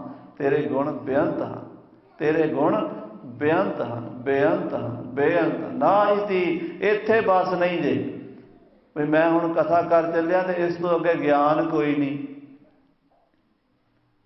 ਕੋਈ ਕਵੇ ਵੀ ਮੈਂ ਕਥਾ ਕਰਤੀ ਬਸ ਇਸ ਤੋਂ ਅੱਗੇ ਗਿਆਨ ਕੋਈ ਨਹੀਂ, ਤੇ ਮੂਰਖ ਹੀ ਹੈ ਨਾ। ਇਦੋਂ ਅੱਗੇ ਜੇ ਬੜੀ ਗੱਲ ਪਰਮੇਸ਼ਰ ਦੀ ਕਹਿਣ ਵਾਲੀ ਬਾਕੀ ਹੈ। ਨਾ ਇਤੀ ਨਾ ਇਤੀ ਨੇਤ ਨੇਤ। ਨੇਤ ਦਾ ਅਰਥ ਹੈ ਨਾ ਇਤੀ ਇੱਥੇ ਬਸ ਨਹੀਂ। ਦੂਸਰਾ ਅਰਥ ਹੈ ਨਿਤ ਨਿਤ, ਰੋਜ਼ ਹੀ, ਨਿਤ ਨਿਤੀ ਕਹਿੰਦੇ ਨੇ। ਵਾਹਿਗੁਰੂ ਅਕਾਲ ਪੁਰਖ ਬਨ ਤਿਰਣ ਕਹਿਤ, ਜੰਗਲ ਪਹਾੜ ਦਰਿਆ ਸਮੁੰਦਰ ਨਦੀਆਂ ਨਾਲੇ ਘਾਹ ਦਾ ਤੀਲਾ ਤੀਲਾ ਤੇਰਾ ਜਸ ਗਾ ਰਿਹਾ ਹੈ। ਹਾਂਜੀ, ਤਵੈ ਸਰਬ ਨਾਮ ਕਥੈ ਕਵਨ। ਇਹ ਮਹਾਰਾਜ ਜੀ ਤੁਹਾਡੇ ਸਾਰੇ ਨਾਮ ਕੌਣ ਬਿਆਨ ਕਰ ਸਕਦਾ? ਤੁਹਾਡੇ ਕਿੰਨੇ ਕੁ ਨਾਂ ਨੇ? ਸ਼ੇਸ਼ ਨਾਗ ਸਿਰ ਸਹਿਸ ਬਣਾਈ, ਦੁਐਸ ਹੰਸ ਰਸਨਾ ਸੁਹਾਈ, ਰਟਤ ਅਬ ਲਗੇ ਨਾਮ ਅਪਾਰਾ, ਤੁਮਰਾ ਤਉ ਨ ਪਾਵਤ ਪਾਰਾ। ਸ਼ੇਸ਼ ਨਾਗ ਦੇ 1000 ਫਣ ਨੇ ਤੇ 2000 ਜੀਵ ਨੇ। 2000 ਜੀਵਾਂ ਦੇ ਨਾਲ ਰੋਜ਼ ਪਰਮਾਤਮਾ ਦੇ ਕਈ ਲੱਖਾਂ ਨਾਮ ਲੈਂਦਾ। ਜਿਹੜੇ ਅੱਜ ਲੈ ਲਏ ਨੇ ਕੱਲ ਨਹੀਂ ਲੈਣੇ, ਮੁੜ ਕੇ ਲੈਣੇ ਹੀ, ਨਵੇਂ ਹੀ ਨਾਂ ਲੈਣੇ। ਜਦੋਂ ਦੀ ਸ੍ਰਿਸ਼ਟੀ ਬਣੀ ਹੈ ਸ਼ੇਸ਼ ਨਾਗ ਉਦੋਂ ਦਾ ਨਾਮ ਜਪਣ ਲੱਗਾ ਹੋਇਆ। ਆਖੋ ਸ੍ਰੀ ਵਾਹਿਗੁਰੂ। ਜਦੋਂ ਦਾ ਸੰਸਾਰ ਬਣਿਆ, ਜਦੋਂ ਦਾ ਸ਼ੇਸ਼ ਨਾਗ ਨੇ ਅਵਤਾਰ ਧਾਰਿਆ, ਉਦੋਂ ਤੋਂ ਪਰਮੇਸ਼ਰ ਦਾ ਨਾਮ ਲੈਂਦਾ ਹੈ। ਕਲਗੀਧਰ ਦੀ ਬਾਣੀ 'ਚ ਮੈਂ ਪੰਕਤੀਆਂ ਪੜ੍ਹੀਆਂ ਨੇ। ਸ਼ੇਸ਼ ਨਾਗ ਸਿਰ ਸਹਿਸ ਬਣਾਈ, ਦੁਐਸ ਹੰਸ ਰਸਨਾ ਸੁਹਾਈ, ਰਟਤ ਅਬ ਲਗੇ ਨਾਮ ਅਪਾਰਾ, ਤੁਮਰਾ ਤਉ ਨ ਪਾਵਤ ਪਾਰਾ। ਤੇਰੇ ਨਾਮ ਉਹਦੇ ਕੋਲੋਂ ਮੁੱਕੇ ਕੋਈ ਨਹੀਂ। ਅਸੀਂ ਕੀ ਉਹਦੇ ਨਾਮਾਂ ਨੂੰ ਮੁਕਾ ਲਵਾਂਗੇ? ਜਿਨ੍ਹਾਂ ਦੀਆਂ 1000 ਜੀਭਾਂ ਨੇ ਉਹ ਨਹੀਂ ਮੁਕਾ ਸਕਦੇ। ਇੱਕ ਦੂ ਜੀਭੋ ਲੱਖ ਹੋਏ, ਲੱਖ ਹੋਵੇ ਲੱਖ 20, ਲੱਖ ਲੱਖ ਗੇੜਾ ਆਖੀਐ, ਏਕ ਨਾਮ ਜਗਦੀਸ਼। ਐਸਾ ਅਕਾਲ ਪੁਰਖ ਵਾਹਿਗੁਰੂ ਮਹਾਰਾਜ ਕਹਿੰਦੇ ਉਹਦੇ ਨਾਮਾਂ ਨੂੰ ਕੌਣ ਬਿਆਨ ਕਰ ਸਕਦਾ ਹੈ? ਕਰਮ ਨਾਮ ਬਰਨਤ ਸੁਮਤ। ਜਿਹੜੇ ਸੁਮਤਵਾਨ ਮਹਾਂਪੁਰਸ਼ ਸਿਆਣੇ ਹਨ ਉਹ ਪਰਮੇਸ਼ਰ ਦੇ ਕਰਮ ਨਾਮ ਦਾ ਤਾਂ ਵਰਣਨ ਕਰਦੇ, ਕੀਰਤਮ ਨਾਮ ਦਾ, ਗੁਣਵਾਚੀ ਨਾਮ। ਯਾਨੀ ਜੇ ਪ੍ਰਮਾਤਮਾ ਕਿਸੇ ਨੂੰ ਰੋਜੀ ਦੇ ਰਿਹਾ ਤਾਂ ਉਹਨੂੰ ਕਹਿੰਦੇ ਰੋਜ਼ੀ ਦੇਹੰਦ ਹੈ। ਜੇ ਪਰਮਾਤਮਾ ਦਇਆ ਕਰ ਰਿਹਾ ਤਾਂ ਉਹਨੂੰ ਕਹਿੰਦੇ ਤੂੰ ਦਿਆਲੂ ਹੈ। ਜੇ ਪਰਮਾਤਮਾ ਕਿਰਪਾ ਕਰ ਰਿਹਾ ਤਾਂ ਕਹਿ ਦਿੰਦੇ ਨੇ ਤੂੰ ਕਿਰਪਾਲੂ ਹੈ। ਤੇ ਉਹਦੇ ਗੁਣਾਂ ਦੇ ਨਾਂ ਲੈਂਦੇ ਨੇ। ਜਿੰਨੇ ਗੁਣ ਸਮਝ ਆਉਂਦੇ ਨੇ, ਪੂਰੇ ਗੁਣ ਉਹਦੇ ਕੋਈ ਜਾਣ ਨਹੀਂ ਸਕਦਾ, ਇਸ ਕਰਕੇ ਉਹਦੇ ਪੂਰੇ ਨਾਮ ਵੀ ਨਹੀਂ ਜਾਣ ਸਕਦਾ। ਧੰਨ ਕਲਗੀਆਂ ਵਾਲੇ ਪਾਤਸ਼ਾਹ ਕਹਿੰਦੇ ਸੁਮਤਵੰਤ ਤੇਰੇ ਗੁਣਾਨਵਾਚੀ ਨਾਮ ਲੈਂਦੇ, ਗੁਣਾਂ ਅਨੁਸਾਰ। ਜਿੰਨੇ ਜਿੰਨੇ ਗੁਣ ਲੋਕਾਂ ਨੂੰ ਸਮਝ ਆਈ ਜਾਂਦੇ ਤੇਰੇ, ਉਹਨੇ ਤੇਰੇ ਨਾਮ ਲਈ ਜਾਂਦੇ। ਪਰਮ ਸਤਿਕਾਰਯੋਗ ਗੁਰੂ ਰੂਪ ਸਾਧ ਸੰਗਤ ਜੀ, ਸਤਿਗੁਰਾਂ ਦੇ ਉਚਾਰਨ ਕੀਤੇ ਪਹਿਲੇ ਛਪੇ ਛੰਦ ਦੀ ਸੰਖੇਪ ਜੀ ਵਿਚਾਰ ਕਰ ਸਕੇ। ਕਿਉਂਕਿ ਪੂਰੇ ਅਰਥ ਜੇ ਸੰਪਰਦਾਈ ਅਰਥ ਖੋਲੀਏ ਤਾਂ ਮੇਰਾ ਖਿਆਲ ਹੈ ਘੰਟਾ ਰੋਜ਼ ਕਥਾ ਕਰੀਏ ਤਾਂ ਸਾਲ ਦਾ ਘੱਟੋ ਘੱਟ ਚਾਹੀਦਾ ਹੈ। ਜਾਂ ਮਹਾਰਾਜ ਦੀ ਜਾਪ ਸਾਹਿਬ ਦੀ ਬਾਣੀ ਨੂੰ ਵਿਚਾਰਨ ਲਈ ਆਪਣੇ ਕੋਲ ਸਿਰਫ 4 ਦਿਨ ਬਾਕੀ ਨੇ। ਅੱਖਰੀ ਅਰਥ ਹੀ ਹੋਣੇ ਨੇ। ਜਿੰਨਾ ਕੁ ਹੋ ਸਕਿਆ ਉਹ ਪ੍ਰਵਾਨ ਕਰ ਲਿਆ ਜੇ। ਕੋਈ ਅਰਥ ਰਹਿ ਜਾਂਦਾ ਕਿਸੇ ਹੋਰ ਗੁਰਮੁਖ ਦੇ ਅਨੁਭਵ 'ਚ ਹੁੰਦਾ ਹੈ, ਉਹ ਇਹ ਨਾ ਸਮਝੇ ਵੀ ਅਰਥ ਛੱਡ ਦਿੱਤਾ ਗਿਆ। ਕਿਉਂਕਿ ਅਰਥ ਸਾਧ ਸੰਗਤ ਜੀ ਸਾਰੇ ਹੋ ਨਹੀਂ ਸਕਣੇ। ਇਸ ਕਰਕੇ ਜਿੰਨੇ ਕੁ ਮਹਾਰਾਜ ਕਰਾ ਲੈਣ, ਸੰਗਤ ਦੇ ਨਾਲ ਜਿੰਨੀ ਕੁ ਸੁਰਤ ਜੁੜੇਗੀ, ਵਕਤਾ ਤੇ ਸਰੋਤਾ ਦਾ ਆਪਸ 'ਚ ਤਾਲਮੇਲ ਬਣ ਜਾਂਦਾ ਹੈ। ਗੁਰੂ ਸਾਹਿਬ ਦੀ ਕਿਰਪਾ ਹੋ ਜਾਂਦੀ ਹੈ ਤਾਂ ਮਹਾਰਾਜ ਦੀ ਬਾਣੀ ਦੀ ਵਿਚਾਰ ਹੁੰਦੀ ਹੈ। ਆਪਾਂ ਕੀੜੀ ਬਣ ਕੇ ਪੇਟ ਭਰਨਾ ਹੈ, ਮਿਸ਼ਰੀ ਦੇ ਪਹਾੜ ਦਾ ਅੰਤ ਨਹੀਂ ਜੇ ਪਾਣਾ। ਭੁੱਲਾਂ ਚੁੱਕਾਂ ਦੀ ਖਿਮਾ। ਬਹੁਤ ਬਹੁਤ ਧੰਨਵਾਦ। ਪਵਨ ਮਹੀਪ ਸਰ ਨਰ ਅਸੁਰ। ਨੇਤ ਨੇਤ ਮਨ ਤ੍ਰਿਣ ਕਹਿਤ, ਤਵੈ ਸਰਬ ਨਾਮ ਕਥੈ ਕਵਨ, ਕਰਮ ਨਾਮ ਵਰਣਤ ਸੁਮਤ। ਵਾਹਿਗੁਰੂ ਜੀ ਕਾ ਖਾਲਸਾ, ਵਾਹਿਗੁਰੂ ਜੀ ਕੀ ਫਤਿਹ।